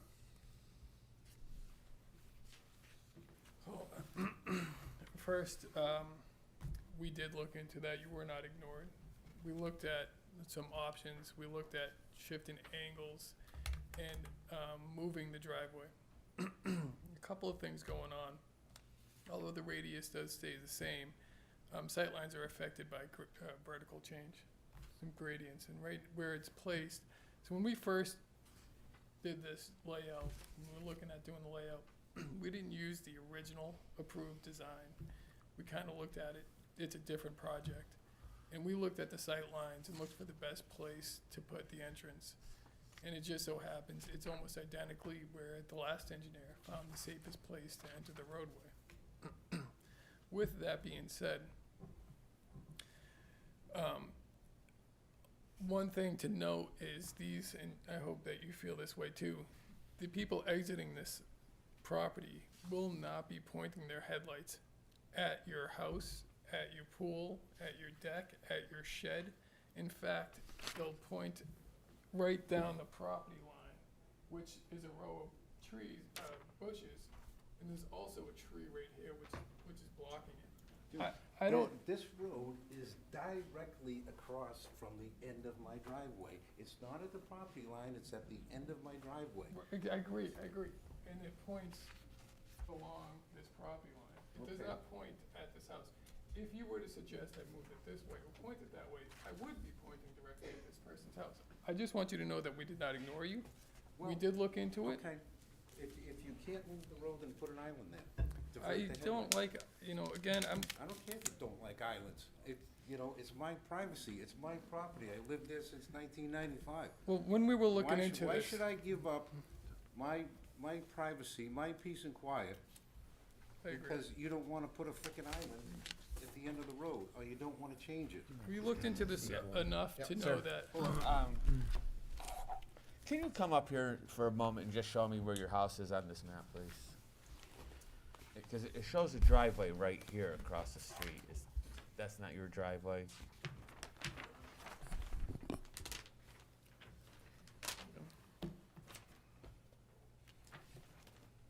Yeah, that's it. This is your driveway? Yeah, it's a. Show me where your house would, is that the corner of your house right there? Is that- That's That's the it, okay. corner of my house, and right here is a pool. Cabana, Uh-huh. and then there's a big deck off the back of the road. Now, what would an island No, and I got, solve? And if you put an island there, people wouldn't pull in Alright. straight to the stop line, yeah. where the with headlights you. would be pointing right directly back there. If you put an island there, they would be either pointing up the road towards the Weirs, or You down mean- the road towards. So the Laconia. island would be Exactly. It split the traffic Exactly. It would each split way? the traffic. Okay, that's the Make it traffic one way. part. Now, Make that entrance only. if they planted arborvitae's here, would that make you happier? There's, Where do you put the 180 arborvitae's Is there a second on that egress? property. houses? Oh, that's what They don't do anything. You know why? Because deer eat them. Never mind. Deer don't. Get All there tired. is trunks. I planted them all, and I planted them there for the purpose of a green fence. I don't think And that'll be it was an all good idea. until the deer got hungry in the wintertime. That's right, yeah. And they ate all year, they ate up to Yeah, the snow line. Every time you get a lot of snow, they'll go higher than, they'll get on top of the snow and I eat all want your to find a trees, yeah. solution here to make you happy, believe me. Yeah. And I'm not sure what it is, but we'll work with Mario, and if Just- you have a seat now. And Okay. is there any other members of the public that want to speak for or against this application? Yes, sir. Mario, there's somebody else coming up. Hi, I'm Troy Mahoney, 371 White Oaks Road, in a butter. If you're looking at the map, I would be over here. So that's Steve over here. I'm across the street on the same side of the White Oaks. I'm happy to hear the conservation is good with this, because I had my major concerns about the way that property is back there and all the wetlands. I still have my reservations about the project. My main reservation is White Oaks Road infrastructure. Traffic, mainly. We got people ripping down there at 50, 60 miles an hour already. You add 40, 50 more houses in there, 2 cars per house. What's gonna happen next? You're gonna have more accidents, there's gonna be more issues. I also have concerns about the water sewer. Obviously, you guys are working on that as well. But my biggest issue would be White Oaks Road infrastructure and traffic. This corner sucks up cars every year, Yes, it does. like you read about, I have read that. and I see them. I've seen the rollovers. I've helped peel people out of the woods. They're gonna land, if they're going towards the weirs, they're gonna land right on that road. Same, coming the other direction, they're gonna land over here, because I've seen them end up in my yard.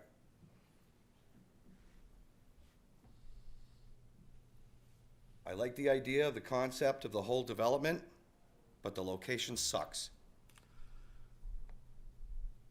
The town does need this stuff, excuse me, the city, but not at this location. Thank you. Very good, thank you for your comments. Is there anybody else from the public would like to speak? Mario, come on back. Save me. How can we help Steve? Well, I know he doesn't care what I like, but I didn't get a chance to finish. I don't think that islands are particularly safe. They're used to segregate the inflow and outflow. And typically that's done in large parking lots where there's a large flow of vehicles. This won't be a large flow of vehicles, and I don't want to give the impression that it is. You know, this is hidden. The development is hundreds of feet away from White Oaks. You're essentially going to drive by, you're going to see a pond, a sign, and that's all you're going to see from the road. We really looked into this and to the point where we pulled the minutes from November 5th, 2001, where Mr. Duty came up and pulled the same thing, which I completely agree, that you want to be careful that you want to voice your concerns and make sure you're not pointing headlights. In those minutes, it was agreed upon that the contractor at the time would work with him to do some plantings. And we know some work got done because the whole roadway got cut and there was some grading. If you go on Google Earth and you look on Google Earth, they have some historical photos, and they have a historical photo from 1998 and 2003. Well, this was approved in 2001. In 1998, there was no plantings. And in 2003, his entire property, including the frontage, is planted completely out.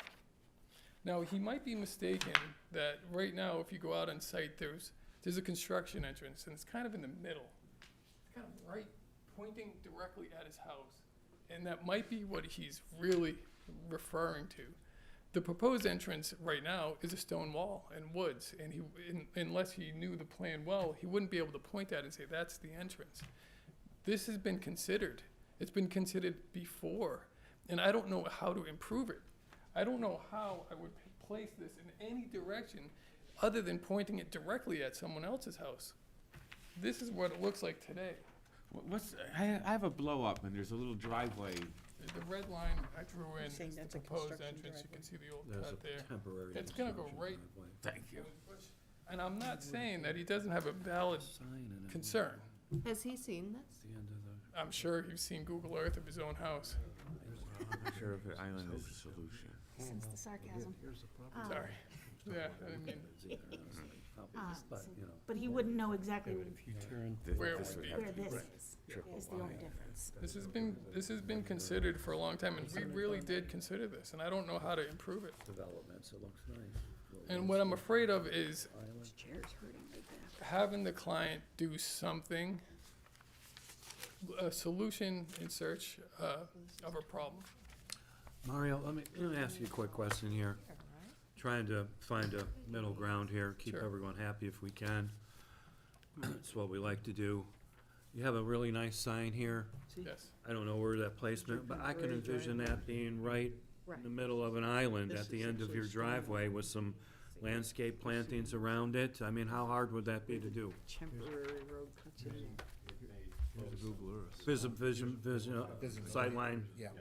sightline problem? People turning out and turning in. Okay, I understand that, yeah. I'm with you. You know, and we wouldn't be opposed to putting up a fence or doing anything. I'm not saying that what he's See these trees? He what didn't he's put saying isn't a concern, and I'm with you. I think we should find a middle ground, have everybody be happy. I don't know what it is. I really looked into this. I don't know what, You talk to a real. I don't know that putting an island Talk to a would real change anything. landscape scientist. We'd have to direct the traffic pointing towards his neighbor, who doesn't have as much, the abundance of plantings as he does. There's not much that they don't like. So I'm open to solutions. They love apple I trees, haven't too. found one. I'm giving it some honest effort. Oh, yeah, they do. Gotcha. Gail, can you have it that way? This is, that is the Google Earth. The red lines are on where the proposed outlet and inlet are. This is the proposed driveway in red? Yeah. This is his His house house, is the yeah. pool. This is his driveway. Vehicles coming out of there. Additional plantings here. Fence to it? Mhm. Here. Yeah. 6-foot fence, stockade fence. But he says the deer eat You the said the plants deer eat, anyhow. Could we get, are there plants that deer don't like? It doesn't pay for Yeah, it. I think there are, yeah. Get a free Yes, pass. there are. I don't know what they are, but there are deer-resistant plants. Yeah, well, bite my tongue. Mario, come on up and look at the picture with us, please. Your driveway's gonna be right here, correct? Would it be possible just to put some little plants that deer don't like right here and right here to help shield him? Would you be amenable to that? Yeah, that's, Funniest thing ever. I enjoy you. I don't know. There's that- your answer. I don't know that it's, you know, I drew this in again. You're cracking me up. Should have Tell you. overlaid the AutoCAD on this. We're pointing at this Right. with a tree. Right. I'm pretty sure the last developer, he trimmed them all up 4 feet tall. He let them grow tall. He lets these grow out. They would cover. But again, even with all this, we're not impacting that. We're shining a light here. We're gonna be pointing in this direction. I can see some headlights coming over here. Yeah, right? Of a car vehicle pulling out of this side of the On the opposite side. drive. Yeah, pulling out here. Would their lights be shining? Sure. I mean, there is some shielding here. It would seem that some additional shielding here might rectify that. Gotcha. And there's also. Would you be agreeable to that? Yeah, I think, yeah. We work Thank you. something out? Thank you. Very good, thank you. Maybe you wanna call that gentleman back up against this. Yes. Butter. Yes, Steve, what's his last name? Duty. Mr. Duty?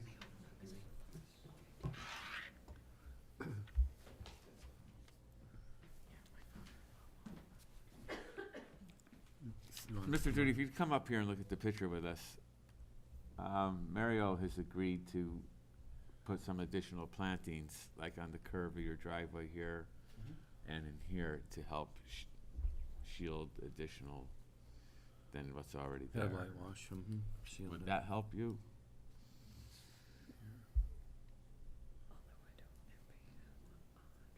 I mean, I appreciate the offer, but in all honesty, I'd rather see them do something different with the entrance. And just to clarify, that's the end of my driveway, looking where the proposed entrance is. And Mario just spoke of the construction entrance, which is what that is, where all the stone is. Okay. If the entrance and exit to that development was where the construction entrance is, it would all work.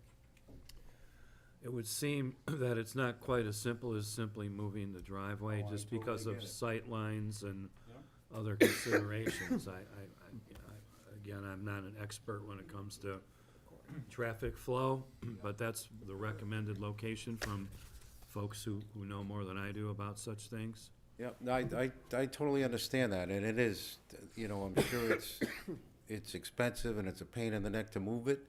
And that's why I suggested some sort of island at that intersection. Somebody had mentioned a sign, with a split there. That would work. I mean, I'm not really too wild about plantings. I got, enough plantings on that property right now to.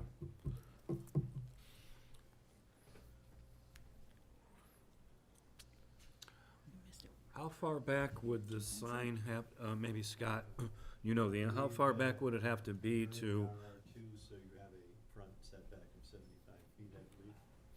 the sign would have to be 75 feet? Depending on the type of sign, it may have to meet a height requirement, which may not help the plight you're trying to make. Right, yeah, that's quite a distance, yeah. 75 feet from the center line of the road or the right-of-way? Without the rest of my credentials, I can't give you an accurate measurement.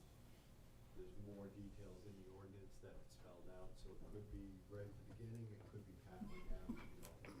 I think we need to be cautious of trying to use the sign For a Yeah. blockade. as a blockade. I think once you start adding a sign in a driveway or a roadway for development, you have larger issues then at play of safety of, now can you see oncoming traffic as you're trying to pull out or pull in?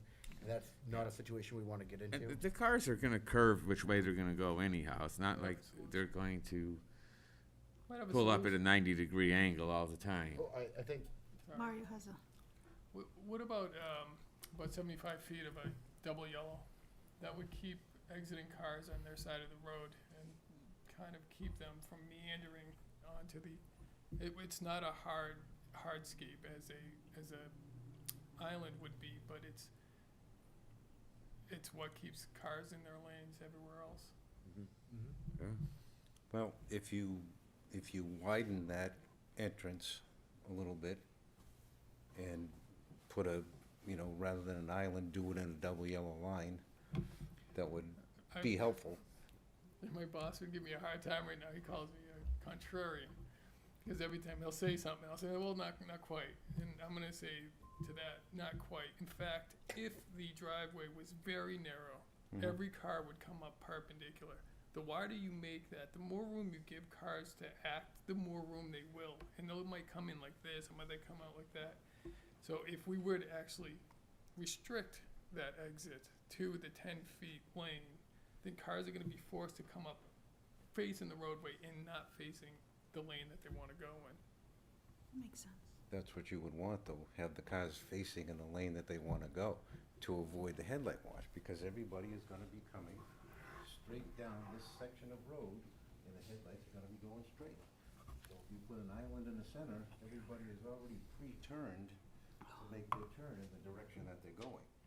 So headlight wash is going that way, and headlight wash is going that way. Nobody's stopped at the stop sign, sitting there figuring out which way they're gonna go, left or right.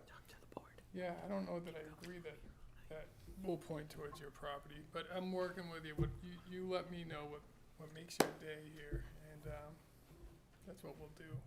I don't know that an island's a good idea. It's a plowing nuisance. It's Well- a traffic hindrance. Mario has already agreed to put some plants across the street to help shield you, Mr. Duty, and I think it's being due diligence of them, because the driveway has to be where it is for safety reasons. That we can't move it just to appease you and make it less safe for traffic pulling out. Could I also, we're not strangers, Mike's your neighbor. If this goes in and you find that there is this headlight wash that you're getting, I think it might be easier to remedy that moving forward when we see where the problem is and where would be the best place to block that without blocking any line of sight. I'd be happy to give you my card and we can work. What I don't want to do is leave you hanging either, you know? Well, the best way to alleviate a problem is fix it before it's a problem. And that's what I'm trying to do here. I It's believe obviously, problem, yeah. you know, the way I see it, it's gonna be a problem. And to alleviate the problem, I've made a couple of suggestions, but nobody seems to be too willing to look into what I'm talking about. You know, plantings, that would, you know, would involve some detailed discussion in regard to what would work. But, you know, really, if you're gonna do plantings, the only plantings that would cure the problem would be to put them right across the end of my driveway. Because that's where everything's headed. I don't know why everybody doesn't understand that. Well, I do understand, Mr. Duty, and we're trying to help you with this, but we can't change the location of the driveway. Why? Safety reasons. Safety reasons, why? Is the radius of this curve gonna change if you put a driveway here or here? I think Mario mentioned the elevation and the sight line, and it has to be where the safest possible place.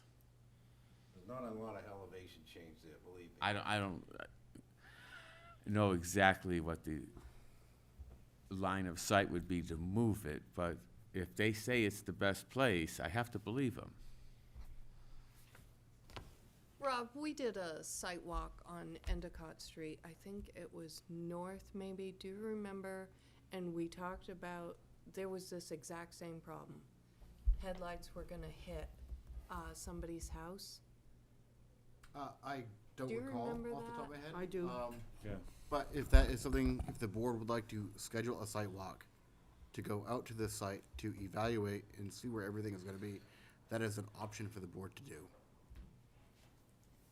Because somebody did come up with a solution My card.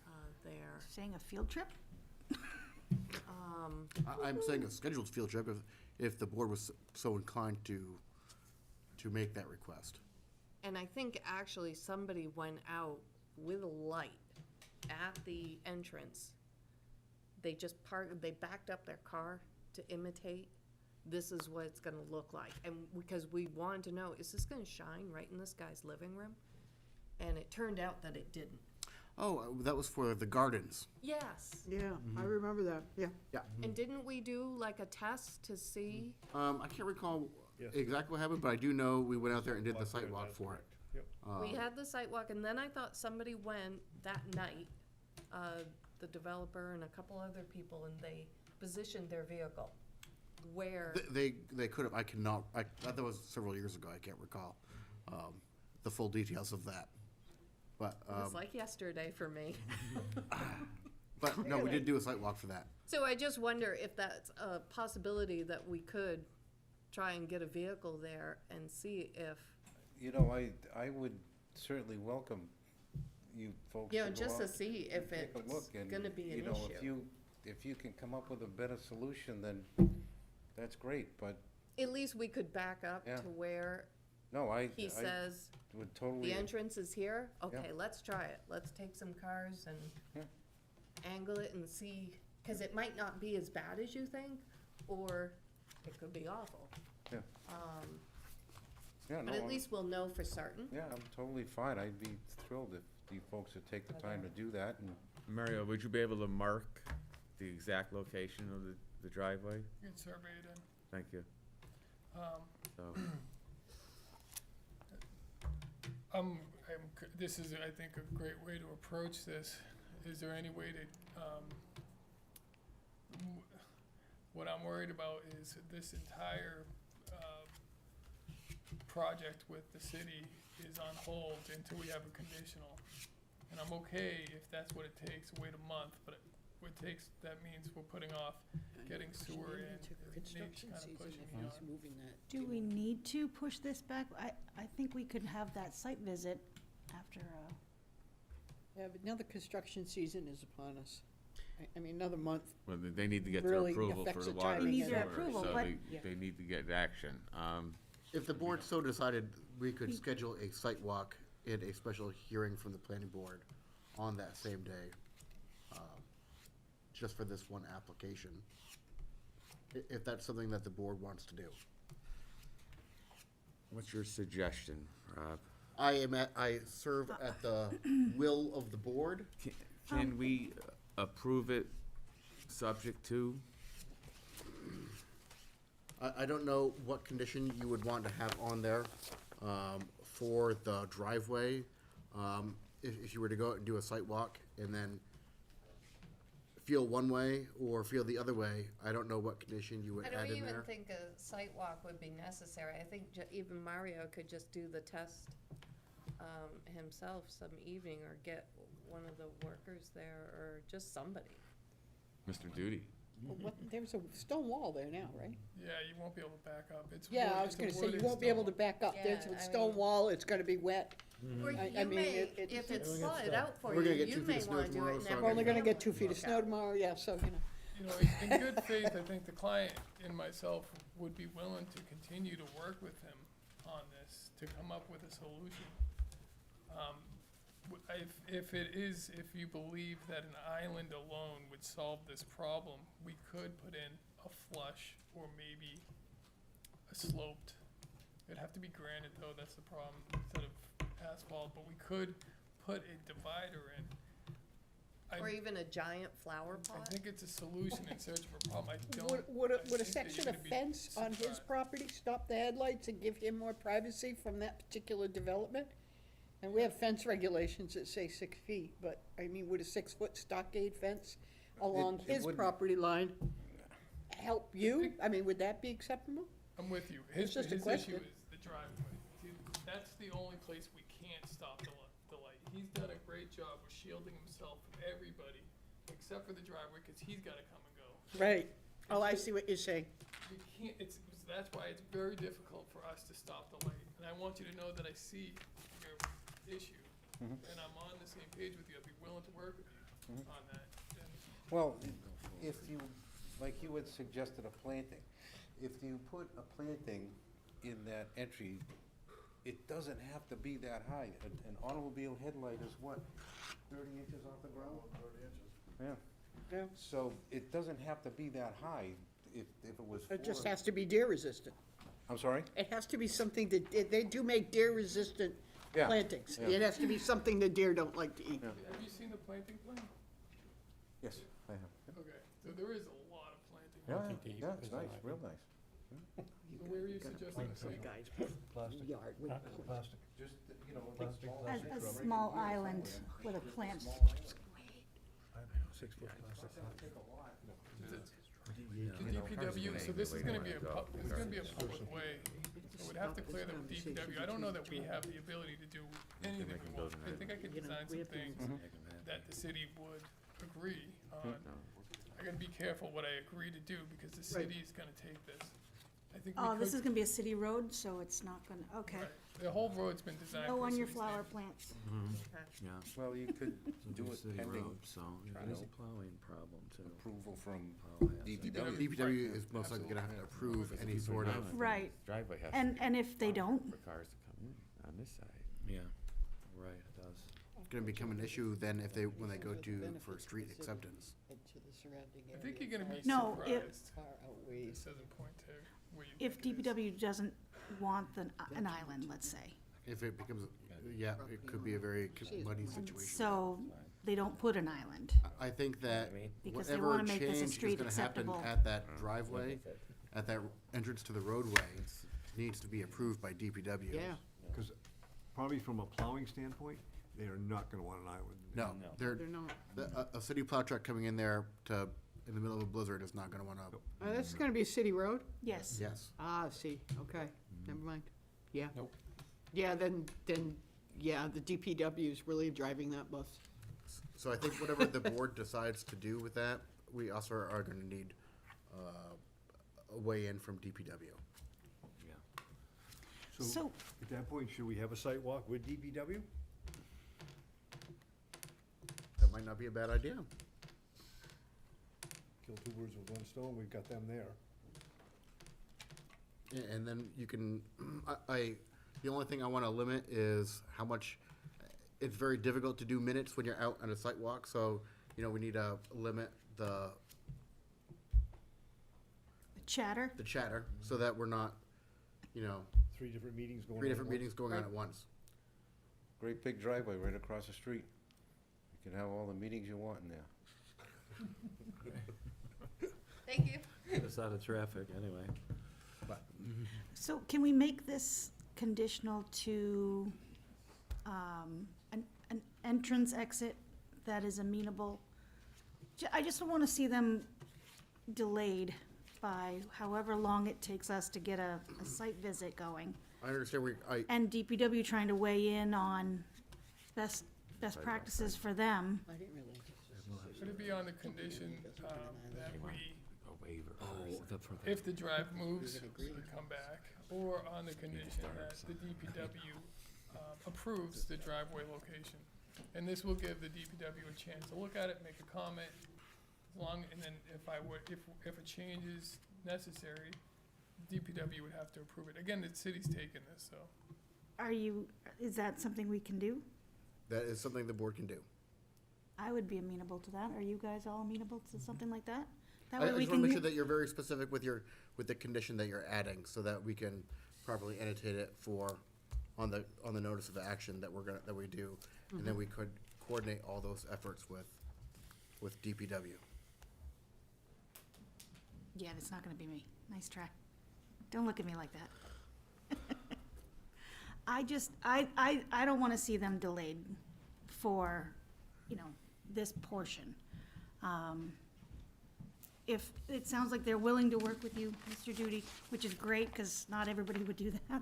Yep. I like that they're doing that, and No, it sounds like a lot of companies are doing that tonight, which is great. So I don't wanna see them delayed too long, is my point in all I this. agree, I mean, and, again, it would seem like there's a solution. We're kind of limited, though, we've bounced around a Right. few ideas that just aren't gonna work for various reasons. I would prefer to see this board move forward with this application and allow the applicant and the abutter to, hopefully, it sounds like they're agreeable to working together and finding some sort of solution. And again, I know Mr. Duty prefers it's an island, possible. but I just don't think, that's gonna work as per our discussion regarding DPW, plowing, et cetera. So I think you might have to take that off the table if you wanna continue to try to work out a solution. I mean, I'm more than happy to, that's a plan to figure this out, and, I don't wanna be the one that holds this whole thing up either. Guy deserves to, move ahead with this project, but I just, want a solution too, so. Right. And I get the impression that Mario is very willing to work with you. He indicated he would give you his card, you have his card. And we're here to help you. Yeah. That's our duty, is to be here to help you too. I'm from the government, I'm here to make the motion. I think we have to find, something that's reasonable. Yep. For both Well, I parties. like the idea of the painted yellow lines, Yes, but yes. who would be in charge of the painted It's going to be a lines? city road. Yeah, So are they? City road. So we they're would going to have make, they're gonna make the road a city road, and then the city's going to accept it, isn't, I believe and that's how again, it that works. double yellow, would hopefully double yellow restrict the is traffic to a Well, it would certain have to be area. included. Already, That it's would already done in hopefully order to be Point accepted. their headlights as far away as from your property as possible. I think that would be the idea. A lot of streets. And With that that. would be, and the policing, as far as policing on on White Oaks Road, well, Yeah, that's another issue, I but yeah. was gonna say, I've been Yeah. around for a long time, and it's been That's an headaches enforcement issue. on that road, and there is some speeding problems there, and the police are aware of it, and, if it increases because of this to the gentleman in the back, and you too, everyone that lives there, then they're just gonna have to step up their patrols, maybe additional signage, they'll do what they need Yeah, to do, that's you know what I mean, that's they'll put up whatever enforcement of signage they LPD. need to It's do. a sight to see at times, people Oh, going up I and don't down that disagree. road. I've lived in Yeah. the city on and off for 68 years now, and Like I've to see seen it it down that all. I road. know what you're, I've seen, without exaggeration, I've seen a half a dozen people die on that corner. it's not, yeah. Scott, are you ready with a motion? Yes. Awesome. Thank I you, was sir. gonna say, you sound like you're Thank you. halfway there. Don't forget the lines. Double yellow. All right, is there any further discussion? I would like to entertain a motion. I'd like to move that we approve the application as was approved or was accepted earlier. There are actually three applications, excuse me. Do I need to read them all three? Is the board comfortable with them? Vote on them separately. We have to vote on each one separately? Yeah, so I will identify them. Thank you, Mr. Chair. I'd like to make a motion that we accept PL 2024-0019SU. This is the application for, help me out, Mr. Director. The first application is for the subdivision site plan? Correct. Yes, for the subdivision itself. They are requesting a waiver for the sidewalks. We Yes. do need to Do we need address to that. vote on that separately? Yes. Correct. Okay, so should I Probably do that withdraw my motion to accept the site plan? You can motion, We accepted the plan already. We accepted the plan already, I do believe. Oh, okay. So, yeah, if you would like to amend your motion to focus on the waiver, to Yes. grant the sidewalk waiver. Yes. So that way they don't have to build sidewalks along the White Oaks road Okay, and frontage. so that is part of this first application then? Correct. Okay, so I identified it previously, 0019SU. There is a waiver attached to the application. The waiver is to waive the requirement to have sidewalks along White Oaks Road. Correct. The subdivision itself will have sidewalks as per city requirements. And this application, I'm assuming, includes the 24 conditions that are outlined by the planning department, is that correct? Correct. All right, so this application would include the conditions set forth by the planning department, as well as, because this is the site plan, the attempt to find a way to minimize the, so we kind of drafted up a Oh, quick very good. condition here. Fantastic, okay. If the board is amenable, I'll read This it. would be condition number 25, so Right. add it to. Wait, do we have to finish the waiver? Yeah. Yeah. Yeah, Let's finish the waiver first. Yeah, but you made a motion for the waiver. I'll second the waiver. Okay. All those in favor? Do we have a set way? I did, Yes, I Amy seconded. seconded it. Yeah, I did the motion. Discussion of the motion. Discussion. And this is for the This is the sidewalk. sidewalk on White Oaks, yeah. Just the It's- one on We've White heard Oaks. testimony how dangerous this curve is. It's too narrow for sidewalks. It won't be narrow if there's a sidewalk there. It'll be wider. We also got testimony that that's where people hit. That's I where do they not land. want to You're in the encourage landing people zone. on the Why? side. Or you get moving targets.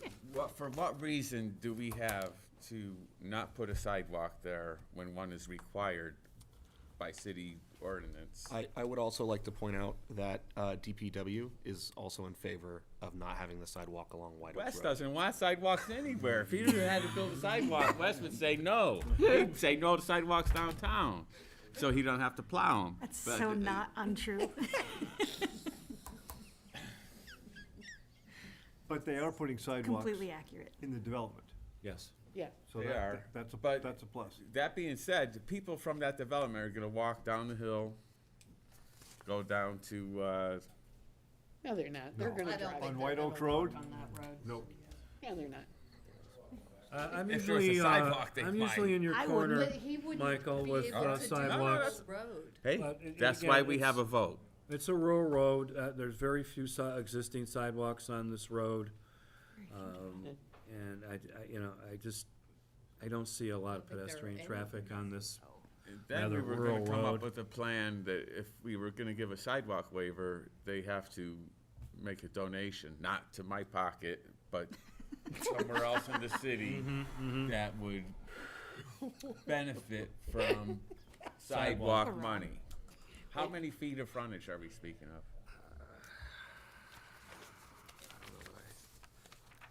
Pretty narrow. Top of my head. I don't know, we do not know what the frontage is. Mario, do you know?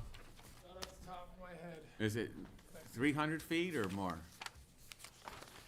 You got a rough idea? This is quick, 2, 3, I'd say about 350 feet. It- Goes trying to add up all these. Yeah. things. Okay. So we have a motion, we have a second. Any more discussion on the motion? All in favor? This is for the waiver. Sidewalk. For the sidewalk waiver? And opposed? Okay. Thank you, folks. Okay, so, back to, help me out here. So, we quickly drafted up a condition for number 25. The abutter and the applicant shall discuss driveway options with DPW to mitigate headlight wash onto the abutter's property. DPW will then provide a recommendation to the board whether or not a change to the driveway or access road should be made. Excellent. Okay, would that have to, if the DPW did recommend a change, could that be done administratively, or would that have to come back to The this? board would then have to come back and approve this at the next. Just the change, Just though. that change Just to the that change, driveway. okay. Okay. Right. Very good. Okay, approve of very that. good. So the condition, so my motion then includes the 24 conditions that were previously outlined, and now number 25 has been added to address the abutters' concerns regarding headlight wash. And just to clarify, you can vote on all three applications at one time, so would you like to include Oh, yes. all three applications? Yes, absolutely. So we'll go ahead then and amend the motion to include the other two applications, PL 2024-0020 CUP and PL 2024-0021 BLA. Add that to our. Thank you. And findings of fact, again,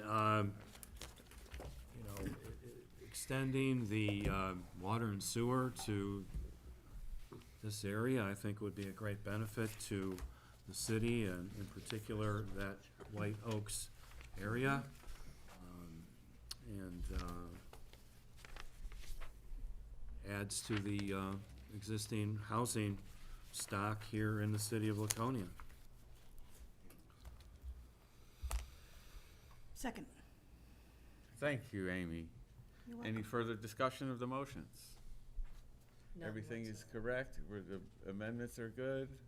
All in favor? Thank you, folks. Thank you, Mario.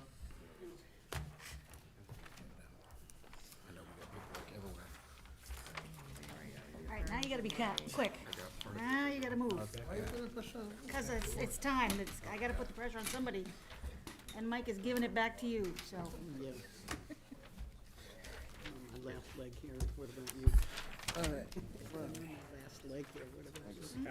It was a long meeting, I knew it would be a long meeting. All right, now we have PL 2024-0022 SP, 144 Valley Street. Proposed change to use from a two-family dwelling to a boarding house.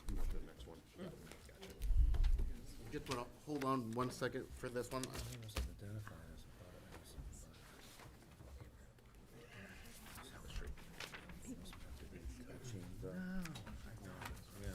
So if I could just take a moment for the application for 144 Valley Street. We would like the board to accept the application as complete, but continue it for public hearing at the next planning board meeting, so that the applicant can attend the next TRC meeting, so they can finish their review process with all of the city. Okay? So we'll make another motion to accept the application and then a Make that separate motion. motion. Right. All right. All Second. yeas? And make a motion to table. Until the May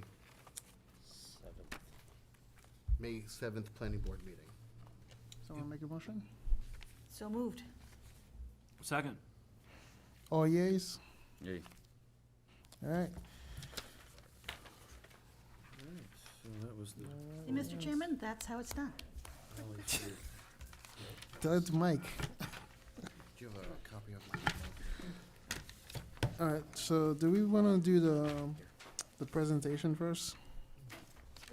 So the last public hearing we have is for the update for unsafe structures to adopt into the city zoning ordinance.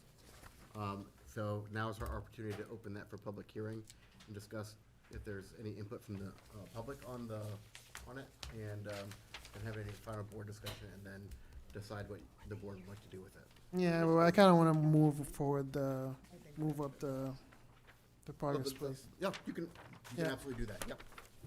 So can we have a motion for that? This was, Yep, you- wait, what are we on? We want to move up the presentation for the progress place conceptual ahead of This is the demo on Yeah. President's, right? Yeah. Oh, okay, thank you. Do we need a motion for that then? yeah, we need a motion. I'd like to make a motion then to move the conceptual up to the next, place in the schedule. Yep. Second. Next meeting. My gosh, they brought the cavalry. All in favor, good. All right. So forth. So yeah. Yep, this is the conceptual. Oh,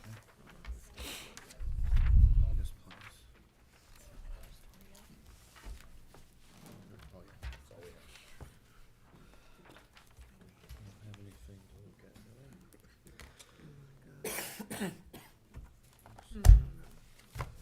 Sorry, the good stuff is at the end. Oh, this was the, All the good stuff comes up at the end.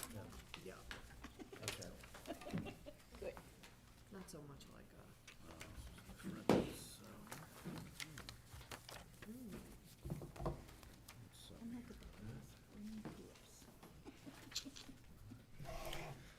All right, are we ready? Here, I got one, Scott.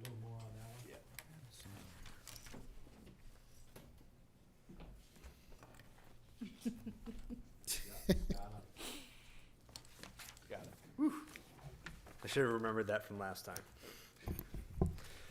So for the record, Sam Foisey with Meridian Land Services. As you can see behind me, there's a whole team of individuals that make up the owners and the applicants, as well as the architect, and then the building contractor as well, to answer any additional questions that I can't answer. We were before the board last month, so I'll skip over the technical aspects, given that the majority of the application is the same. So this before you is our conceptual planning board meeting as a requirement for utilization of the performance zoning. So last meeting, we, some of the comments that were given to us by the board were too many parking spaces, wanting more green area. And then some positive comments or responses from the board were we were proposing 10 rental units that will be, although not workforce housing, will be restricted to workforce housing. And one of those comments was wanting that in writing and deed restricting it in the documents being presented before the application is, a final vote is on that. So some additional comments of that were, don't care if the building is taller. I believe a member might have even said Could 2 have been me. stories. And then one of the main comments, I think, was glad that T-Bones was remaining. I think he even mentioned that you wanted a deck on there. The deck isn't part of this plan, but we've had discussions of adding that in the future. So, kind of getting back to why we're before you today. Before, the plan did meet all the zoning requirements for height as well as density, and but now we're upping the density to 50 units and then upping the height as well, above the 60-foot requirement. The reason for that is when we went back to the financing, the design team and everything, we found that if you are renting more than 20% of the units, it limits the remainder of the units, the financing available for those. So to maintain the promise of keeping 10 units as workforce housing and rentals, we needed to up the unit total to 50. So that is a very marginal increase, and then the spot to increase the units is obviously go up. And with going up, we also decided to add in a rooftop area, because I believe some of the other comments of the board were there going to be any kind of public gathering spaces or common areas? And so we did add a rooftop area, which does technically increase the height of the building if you follow strictly the ordinance, because of the, and I'm going to draw a blank here, the bulkhead of the elevator shaft I was needs gonna to. say, you need your works up there, right? Needs to extend up, but visually from the street, you're only looking at the parapet, which, interesting enough, the visual impact from the street is still below the 60-foot requirement, but technically, the building is above the allowable. So I believe that brings me to the end of the presentation of the requirements of what we were looking for. I can go through some minor changes that occurred on the plan, if the board would like me to get into those details. But it's been a long night for all of us, and I'm sure that you'd be looking to get out of here. I'm just curious, what's the net increase in height? So I don't remember what the net increase was. So the elevator has a 14-foot overrun. Mm-hmm. So that would go. You're adding one story. Yeah, the one story that we're adding is what, 12 feet? So. Mm-hmm. So the net increase, is what, 26 feet in height. So, yeah, but remember, I don't know if you remember from last month, these slots here? Right. That's actually the I can flip this stairwell. around if you would like. No, it's okay. This is actually the stairwell. By putting the stairs in front by the parking lot, you're letting natural light into your stairwell. Okay. Which is great, but that means you're not hiding them. And so what we didn't want were little bunny ears on our building. When you have an occupiable roof, you have to have a bulkhead for your stair. And so that's what happened here.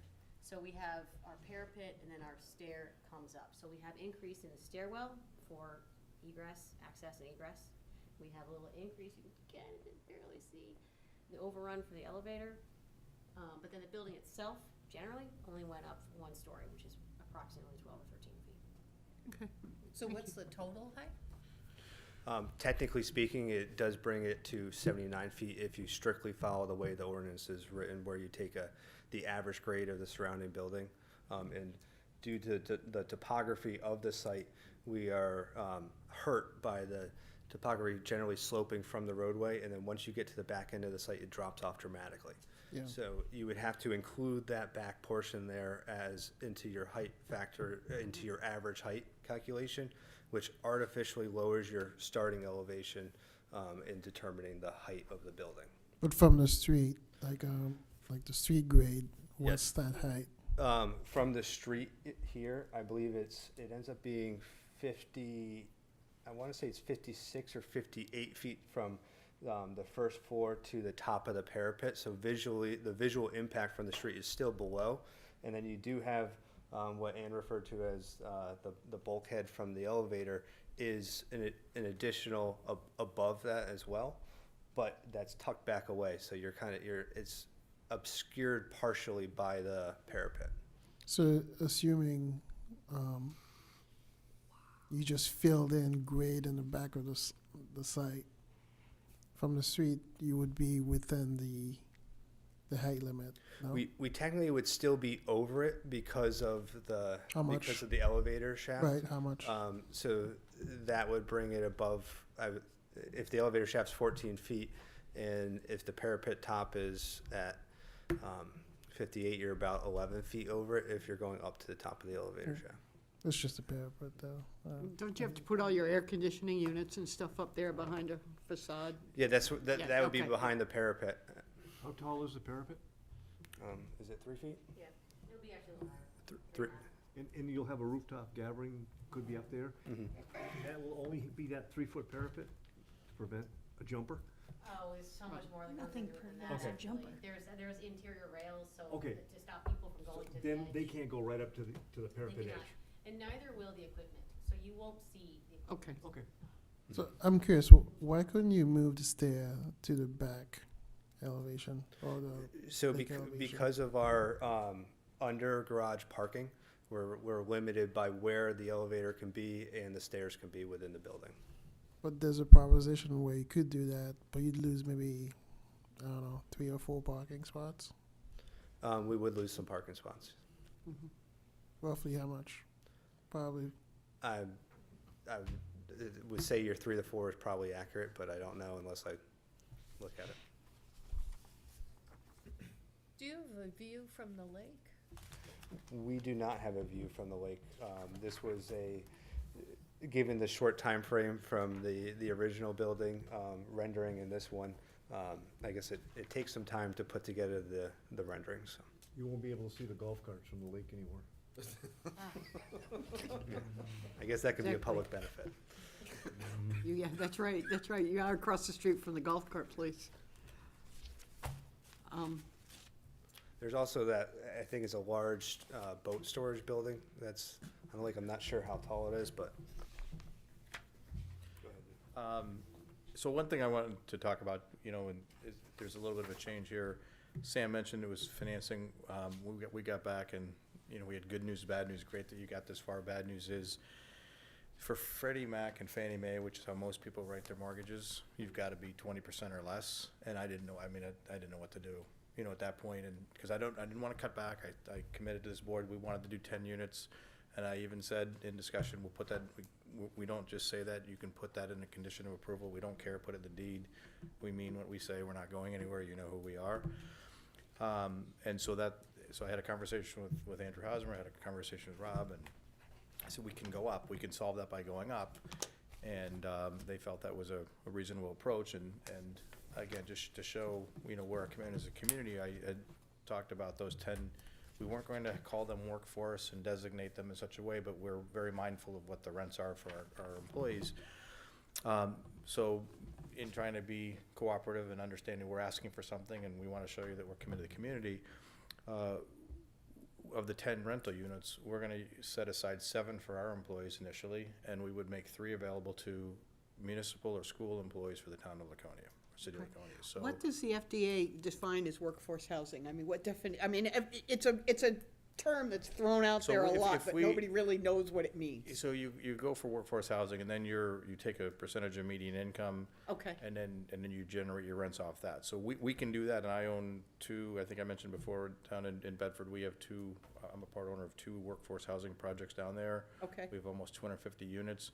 A lot of our employees from all of our restaurants, not just the Bedford ones, come there for that reason. So we know where we have to mark the rents for our employees to make it Right. affordable for them. So we're obviously going to do that. That's our commitment. And again, we're putting a condition, we're not going to sell these for a period of time. We're not going to, they're going to be rentals and they're going to be what they're going to be. But in doing that, we would make 3 of the 10 available for municipal or school employees of the town. We don't, again, we're going to have people in there. We know there's going to be a massive demand. So we're more than happy to set aside 3 for folks that work for this community, which I think Rob felt that was reasonable. Andy, No, the same thing. they've worked with the city a lot. It is very beneficial. So that's why we're here today, just so you understand how we got to this point.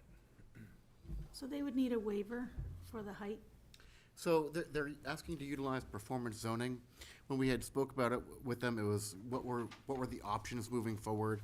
And we could have gone with a variance, or we could have gone with for the height and for the density, or we could have gone with the performance zoning.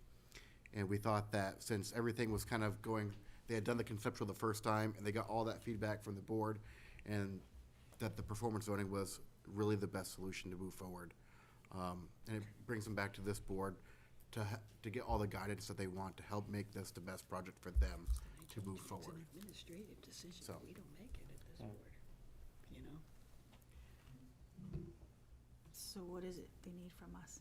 So right now, they just need your feedback and your guidance to move forward, to give an acknowledgement of you support this project moving forward, so they can finalize their plans and go through the formal submission process for planning board.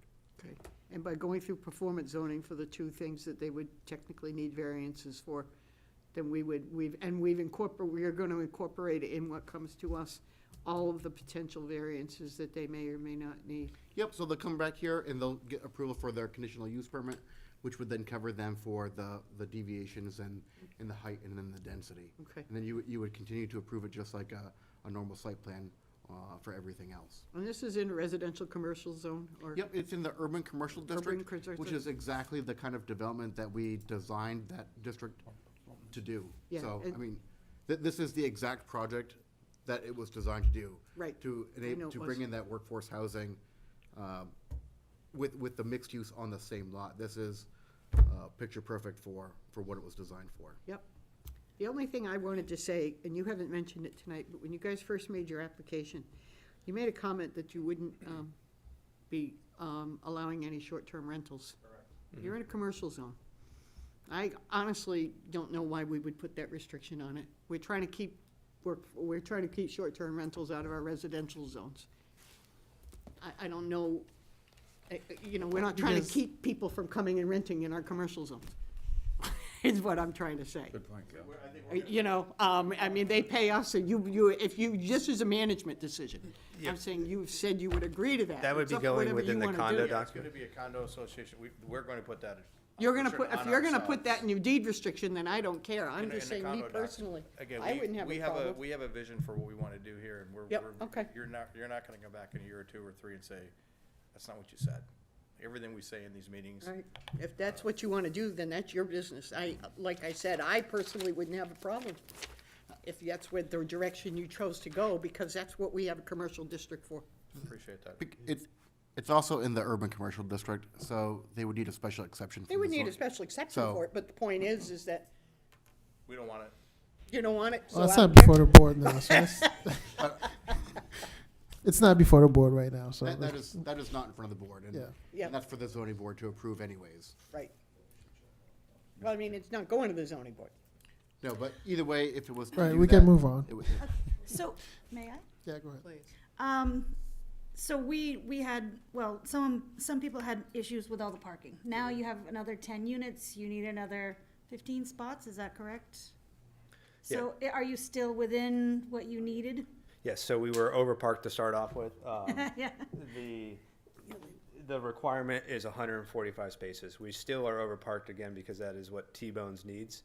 And I can actually answer the question that was asked of me at the last meeting of the existing parking spaces on both of the sites is 151.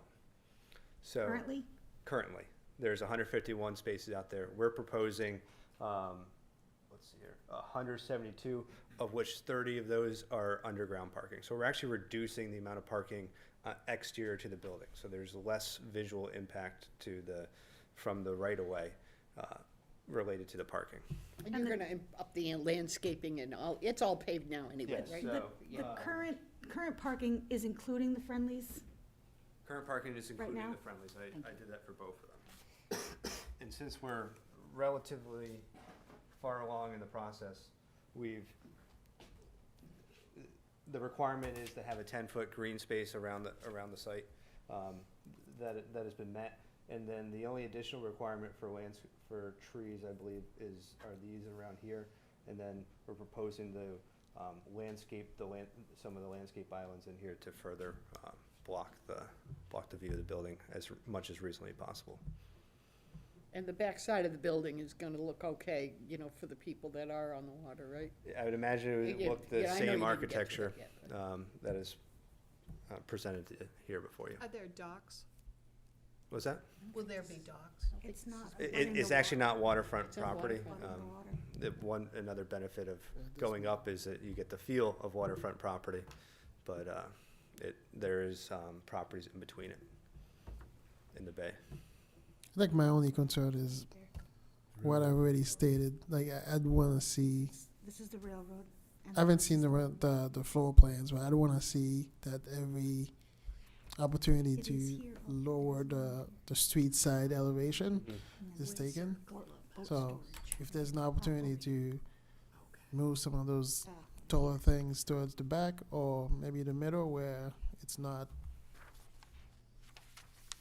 like right on the street edge, that would be great.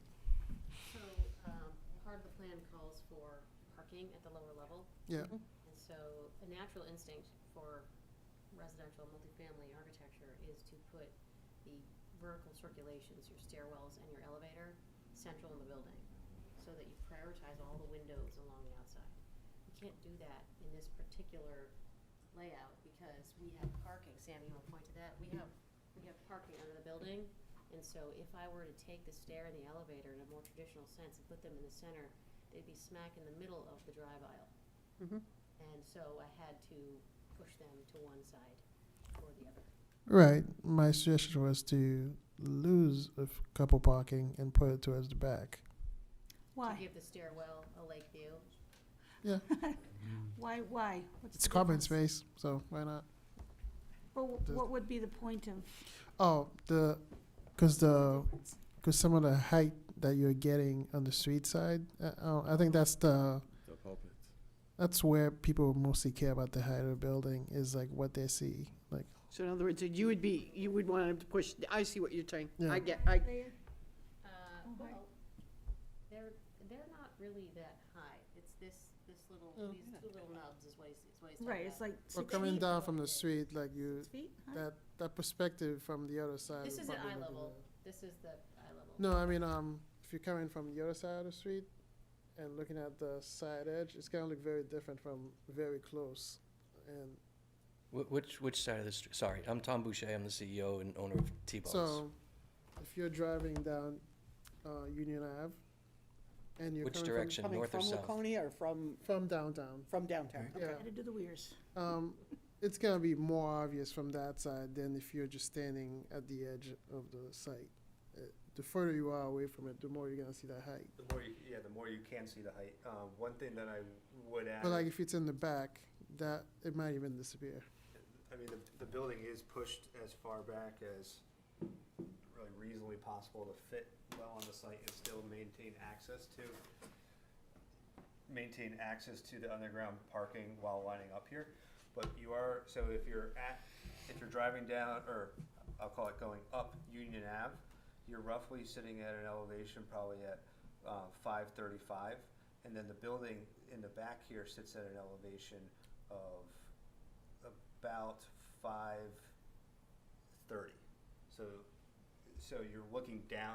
Yeah. Not that you're looking down at the building, but Yeah. your grade change there is you're already up 6 feet from the roadway. And you've also down to the got the shrub. gas company building, as you're coming that way, that you're gonna see before that. Because it's midway on their lot. But I would personally rather see those two architecturally meant to be there, purposely there, nubs, as you called them, than AC units or anything along those lines. So I would much prefer to see that. So thank you for saying that, because Yeah. the way that I look at it, these are architectural features. If- Right. If, Right. you- if Right. you're focused I would on much it rather as, that. you know, their stairwells, just look at this whole building. There's bump outs here, there's bump outs there. It's just part of the architectural feature of the building. I'm not opposed to overall. I just want to see efforts taken. Like if you come back here and you say, I'm sure like, Ann can looked give at you it, another angle coming coming Yeah. north, and to your point, AmeriGas is gonna hide most of the visual driving. And if, Right. and they're driving 35 miles an hour, they're not looking to the left like that. We And so, just- can I just comment though about the parking? So we own 9 restaurants in New Hampshire. Not one of our restaurants has employees that park on site. You know why? Because you don't let them. We don't have enough parking. The ordinance, what is it, 145 spaces? That's barely enough for our restaurant. Okay, so we lease parking spaces. We've leased from HK's Power Sports, we've leased from the golf cart people, we've leased from Friendly's, we've leased from the oil place up on the hill. All of our employees park off-site. And since then, since we bought Friendly's, they've been parking at Friendly's. So I know the ordinance says it's overparked. I'm just, you have to trust me on this. I've been doing this for almost 40 years. Restaurants never have enough parking, ever. Not the good ones. Not the good ones, and not the ones that need a tremendous amount of employees. So on a typical Saturday in July, we have 40 employees coming in at night, and then there's 20 during the day. So you got 60 employee cars that have some overlap there for a little while. And the other thing I want to mention to that, I've had a young friend of mine that worked for you too, actually. And both of them had to park up where the golf cart was, and some of them worked late at night. And providing more parking at night closer to where they have to be makes me feel a lot better 100%. than it does And we- to and- see and- some of those young kids Well, having to and to cross your po- Union and to your Avenue point, and we walk have- up we into have a the buddy dark of system. the golf cart Buddy place. system was you never go across the street by yourself. No, You go I with know at least that, one other but still. person. I know. Trust me, our employees would love to be able to park right next door. Yeah, I couldn't agree more. And like I said, I've had young people that I know that work there, and that always kind of, you're doing what, when? You know? So, if I may, your parking will still go around the backside? Yeah. And come up right there? Yep. Okay, and Or is that, straight into the garage. and will you go down also to get to either location? Yes. Okay, so it'll be two-way? Yep. Okay, thank you. And I'll just comment on one more thing, because I'm the restaurant guy. I'm not the Right. developer guy like Bill, okay? But I did hear that you wanted a bigger deck. Oh, yeah. I was just So- gonna ask about that. So after that meeting, when the team came back and reported that, and I'm sorry I couldn't be here, I was away, but that you wanted a bigger deck. Making that current deck bigger is not feasible. So Sam came up with a brilliant idea to build a second deck on the complete opposite side of the bar area. So you get if you're walking in the bar, you get the deck on the left. Sam came up with a design where the deck will come off the right side, go over the parking lot, and then land in this section here. So it would be adjacent to the Spinnaker Cove staircase, and it would be more Cactus Jack's food, still delivered from the T-Bone's Kitchen, because believe it or not, we have 2 full kitchens in that restaurant, in that building, and the T-Bone's Kitchen can produce 90% of what the Cactus Jack's Kitchen produces. So you have the best of both worlds. You can either go to T-Bone's smaller deck outside, or you can go to the big deck on the right. But and that's have like a Cactus different Jack's. project than this, Yeah. right? And that'd be Yeah. something you'd But- have to go but I to will the tell you that the planning, reason- file your building permit. The reason I bring it up is because we are actively still designing this. It was something that just happened, and it doesn't happen overnight. So we've got some work to do on this.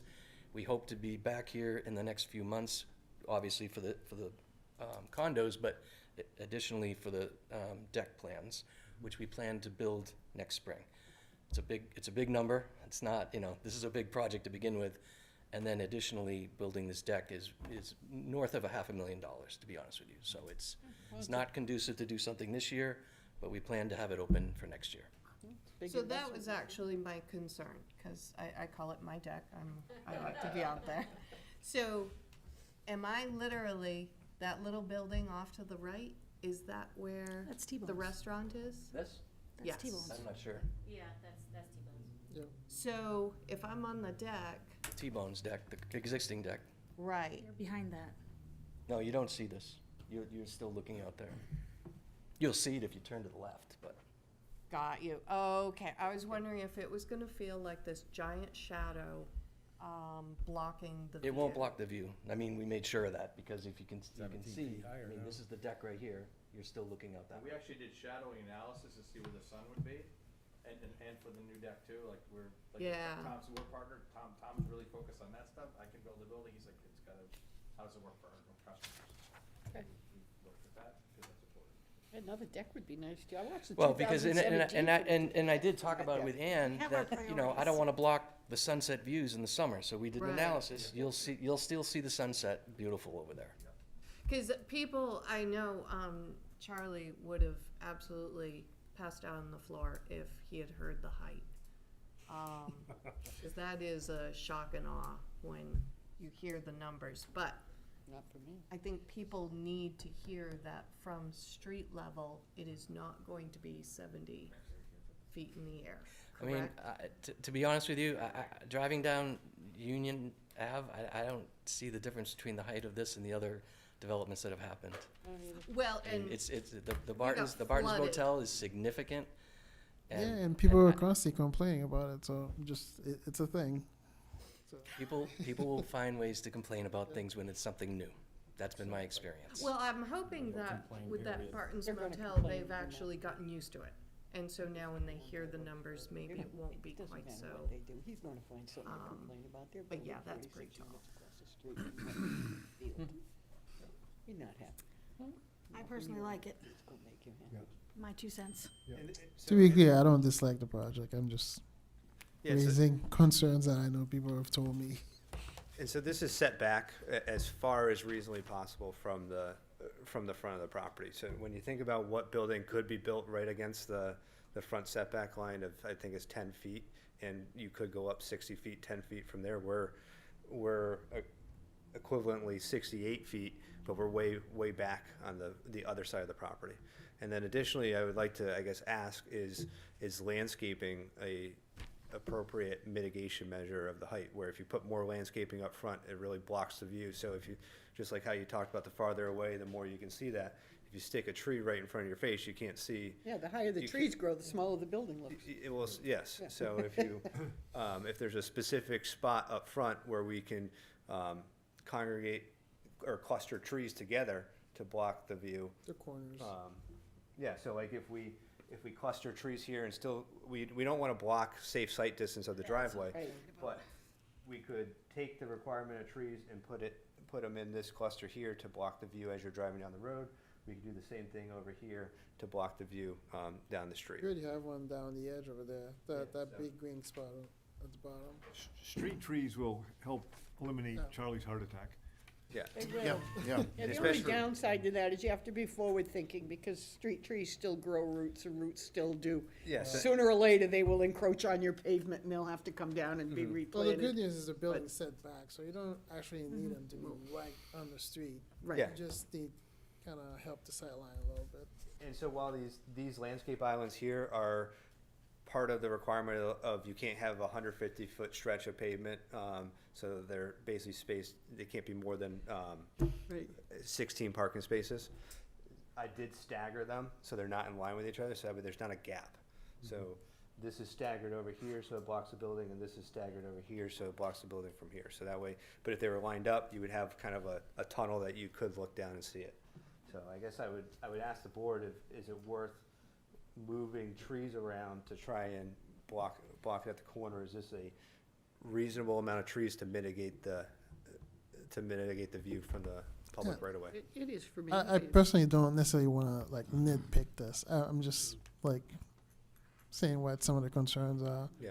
And I'm sure she's very good at figuring sight lines. So.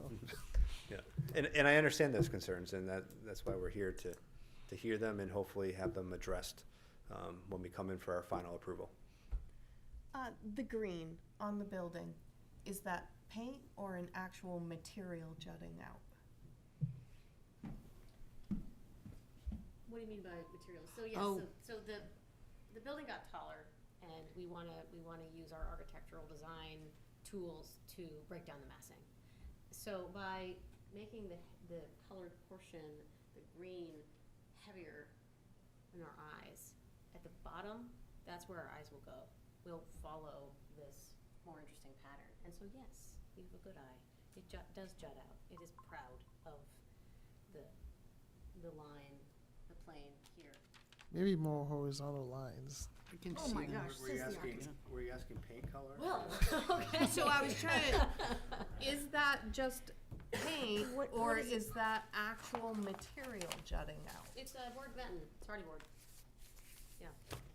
It's material. Last month, it looked a little too corporate. Remember this? Yes. Yeah. And I That's promised it. you I would come back with a No, softer that looks side, good. a new look. And so by introducing some color, some texture, we have a stone veneer here. That you can't see in this image, but that's really a clapboard. It's all the hardy product, the cement, so it's a higher quality. And by mixing it around, you're giving the vernacular of the Lakes region, and you're applying it to a building that is a larger scale. But by applying it in this manner, we hope that we break down the scale and that we start to assimilate and fit in with the rest of the context that is Laconia. And are there any balconies on any of those apartments? These are all Juliet balconies, Okay. meaning that if you own this condo, you can open up your living room sliding door to the natural air, but there's a balcony right here, excuse me, a railing right here. On the opposite side, those with the lake view, the lake frontage, they all have pretty nice balconies. Okay. As they should. Mr. Chair. Go ahead. The restaurant saying we need the parking spaces, you're adding another 10 apartments, They had no choice. and you only have 30 in the cellar, so that's 10 more units that are gonna have to park in the parking lot. I'm concerned with how high the building is and how many apartments you're cramming into the area. It seems these apartments aren't gonna sell to the local population. It's gonna be the same as Barton's Hotel selling for $1.3 million a unit. It's not gonna help our housing crisis.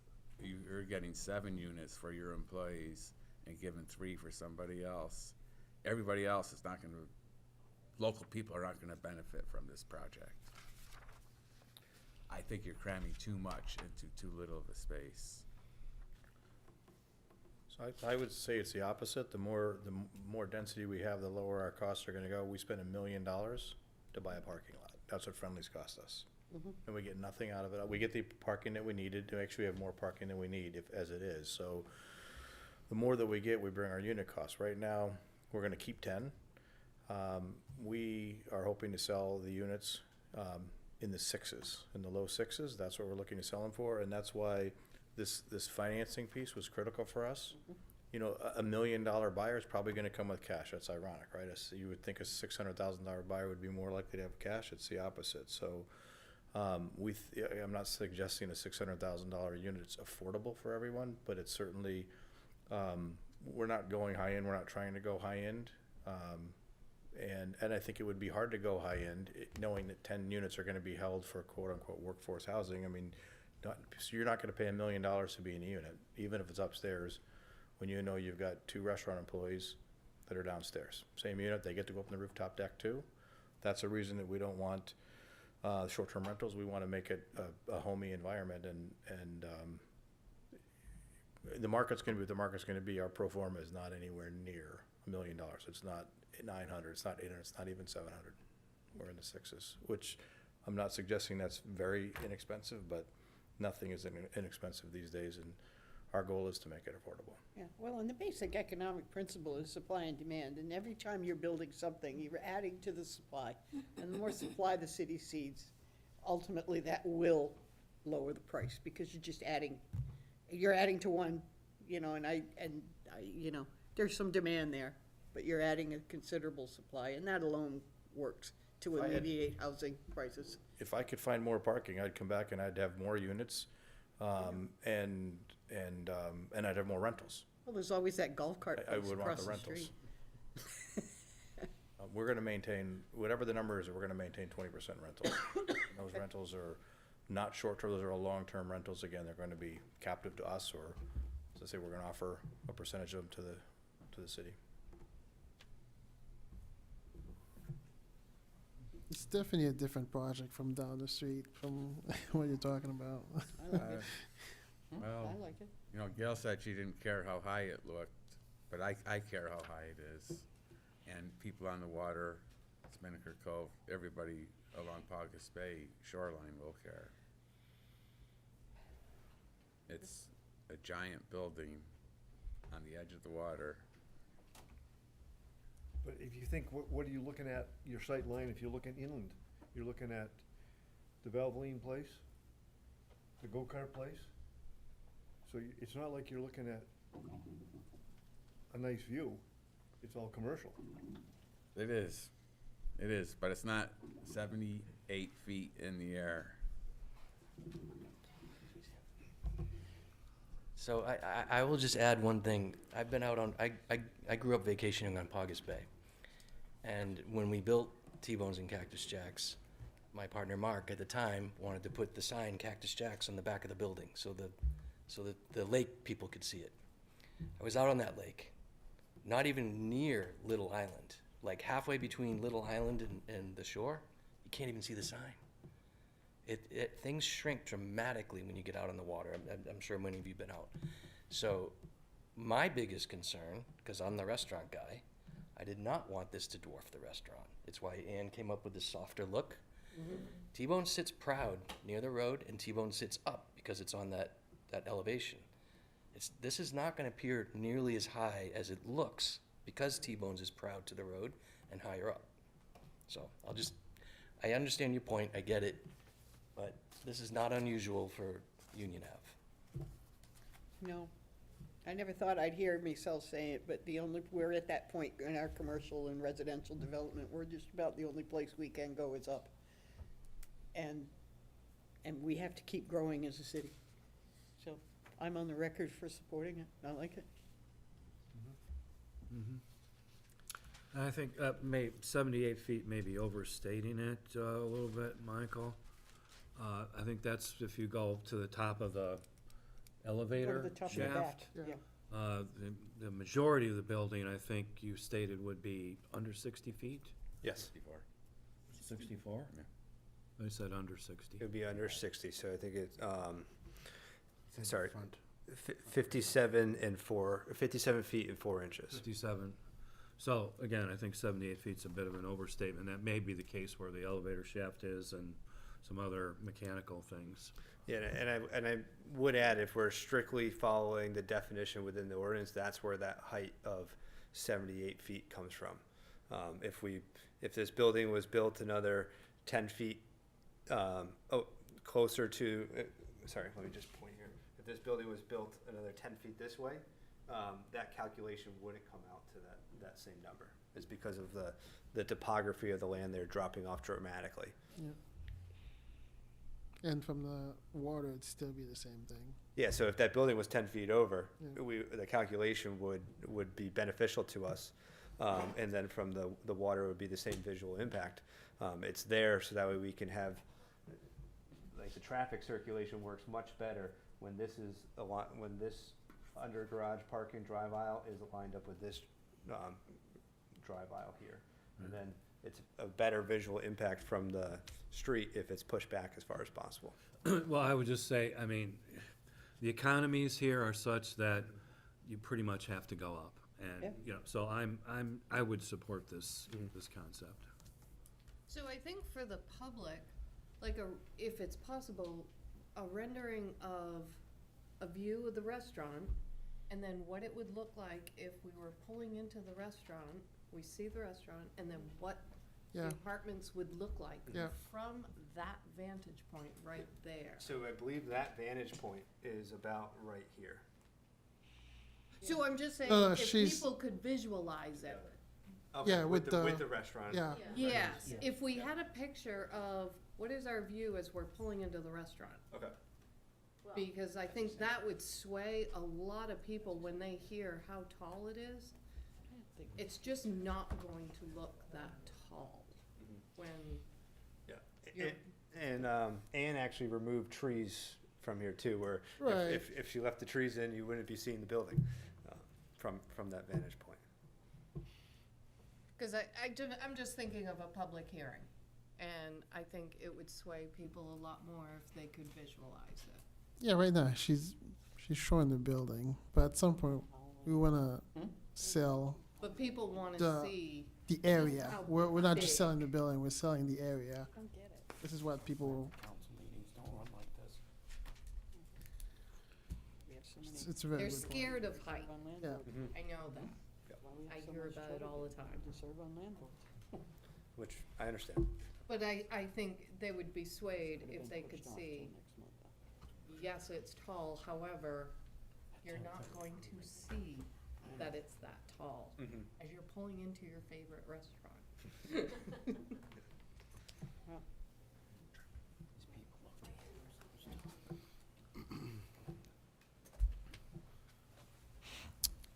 All right. Any further comments? No. All right. Thank you. All right. Thank you guys for your time. Thank you.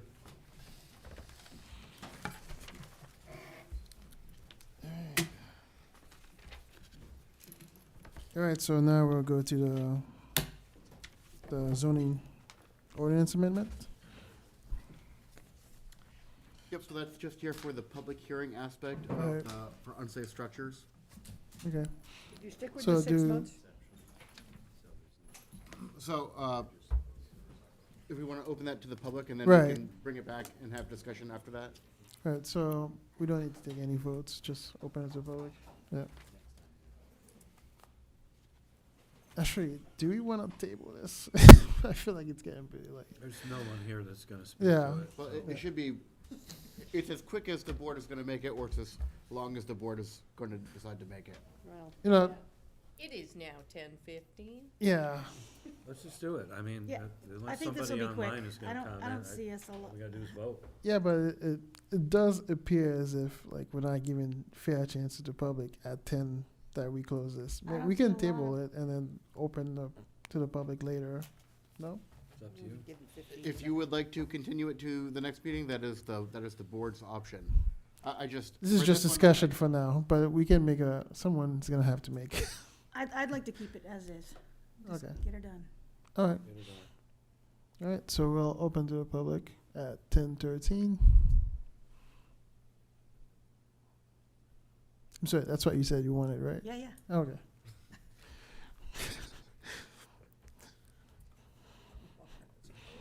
What are we discussing? The ordinance to, I don't think that anybody's going to speak, Louis. You're probably pretty safe to close it to the public. Yeah. it's been posted. All right, Anyone online who would 10:14. like to We'll, speak to? or- we'll or close against? public hearing at 10:14. I like to see minute intervals so it doesn't look like we instantly closed. Yeah, let's vote on it. This takes a minute. Those minutes add up. So does the board have any questions, comments, concerns concerning this? I'll reiterate briefly what I said, because we want to all go home. I think 6 months is a short time period, because I don't think insurance companies often work that fast. Maybe you could put 6 months from insurance settlement. Do you know what I'm saying? Sometimes you can get caught up in a back and forth with an insurance company, you'd have to tear something down within, So I did reach out to the fire chief. okay. If he's And- good with it, if he and knows what you do. 6 months is what he suggested as well. Well. This is the number that he wants and the language that he wants. All right, And he said, this is just to remind the board that 6 months isn't from when they're having the structure down. This is when they're submitting their demo permit to demolish the building or to correct it. And to emphasize that if they're still working on finalizing it, that is gonna supersede our ordinance. okay, If there's an investigation still ongoing. all right. But this is our safety catch for, if something burns down, then we have the ability to take enforcement action if nobody's doing it. Then I withdraw my statement. Yeah, we went over this last month. Yeah, okay, that sounds good. All right. So you need this So motion? if the board would like for us to adopt unsafe structures and incorporate into the zoning ordinance, we would need a motion to approve the amendment and move it forward for city council for final adoption. So moved? So made. Second. All right. Yeah. All right. Yeah. We're all all just the yeas? getting it. Pick us. All right, motion's been accepted. The Okay. I like the So- new format. Yeah, I like the new Good job. format. I like the format a lot. I think we can I can had we skip some of the stuff? Well, that's what I was just gonna suggest is, I had a planning department monthly report that we were gonna start doing, but seeing that this meeting took so long, Yeah. we should continue that or do that next month. Can we have a motion for that? We need to make a motion. No, don't have to make a motion, you can just All right. not do it, and we'll All right. put it on the agenda for next month. All right, the meeting's adjourned. Thank you. I read it. Looks like we lost Mark. I read it too. No, you don't have to. End it, end it. We didn't have any liaison All right, which one of reports? you yahoos approved this? It wasn't as good as last year. I know, it was only a page.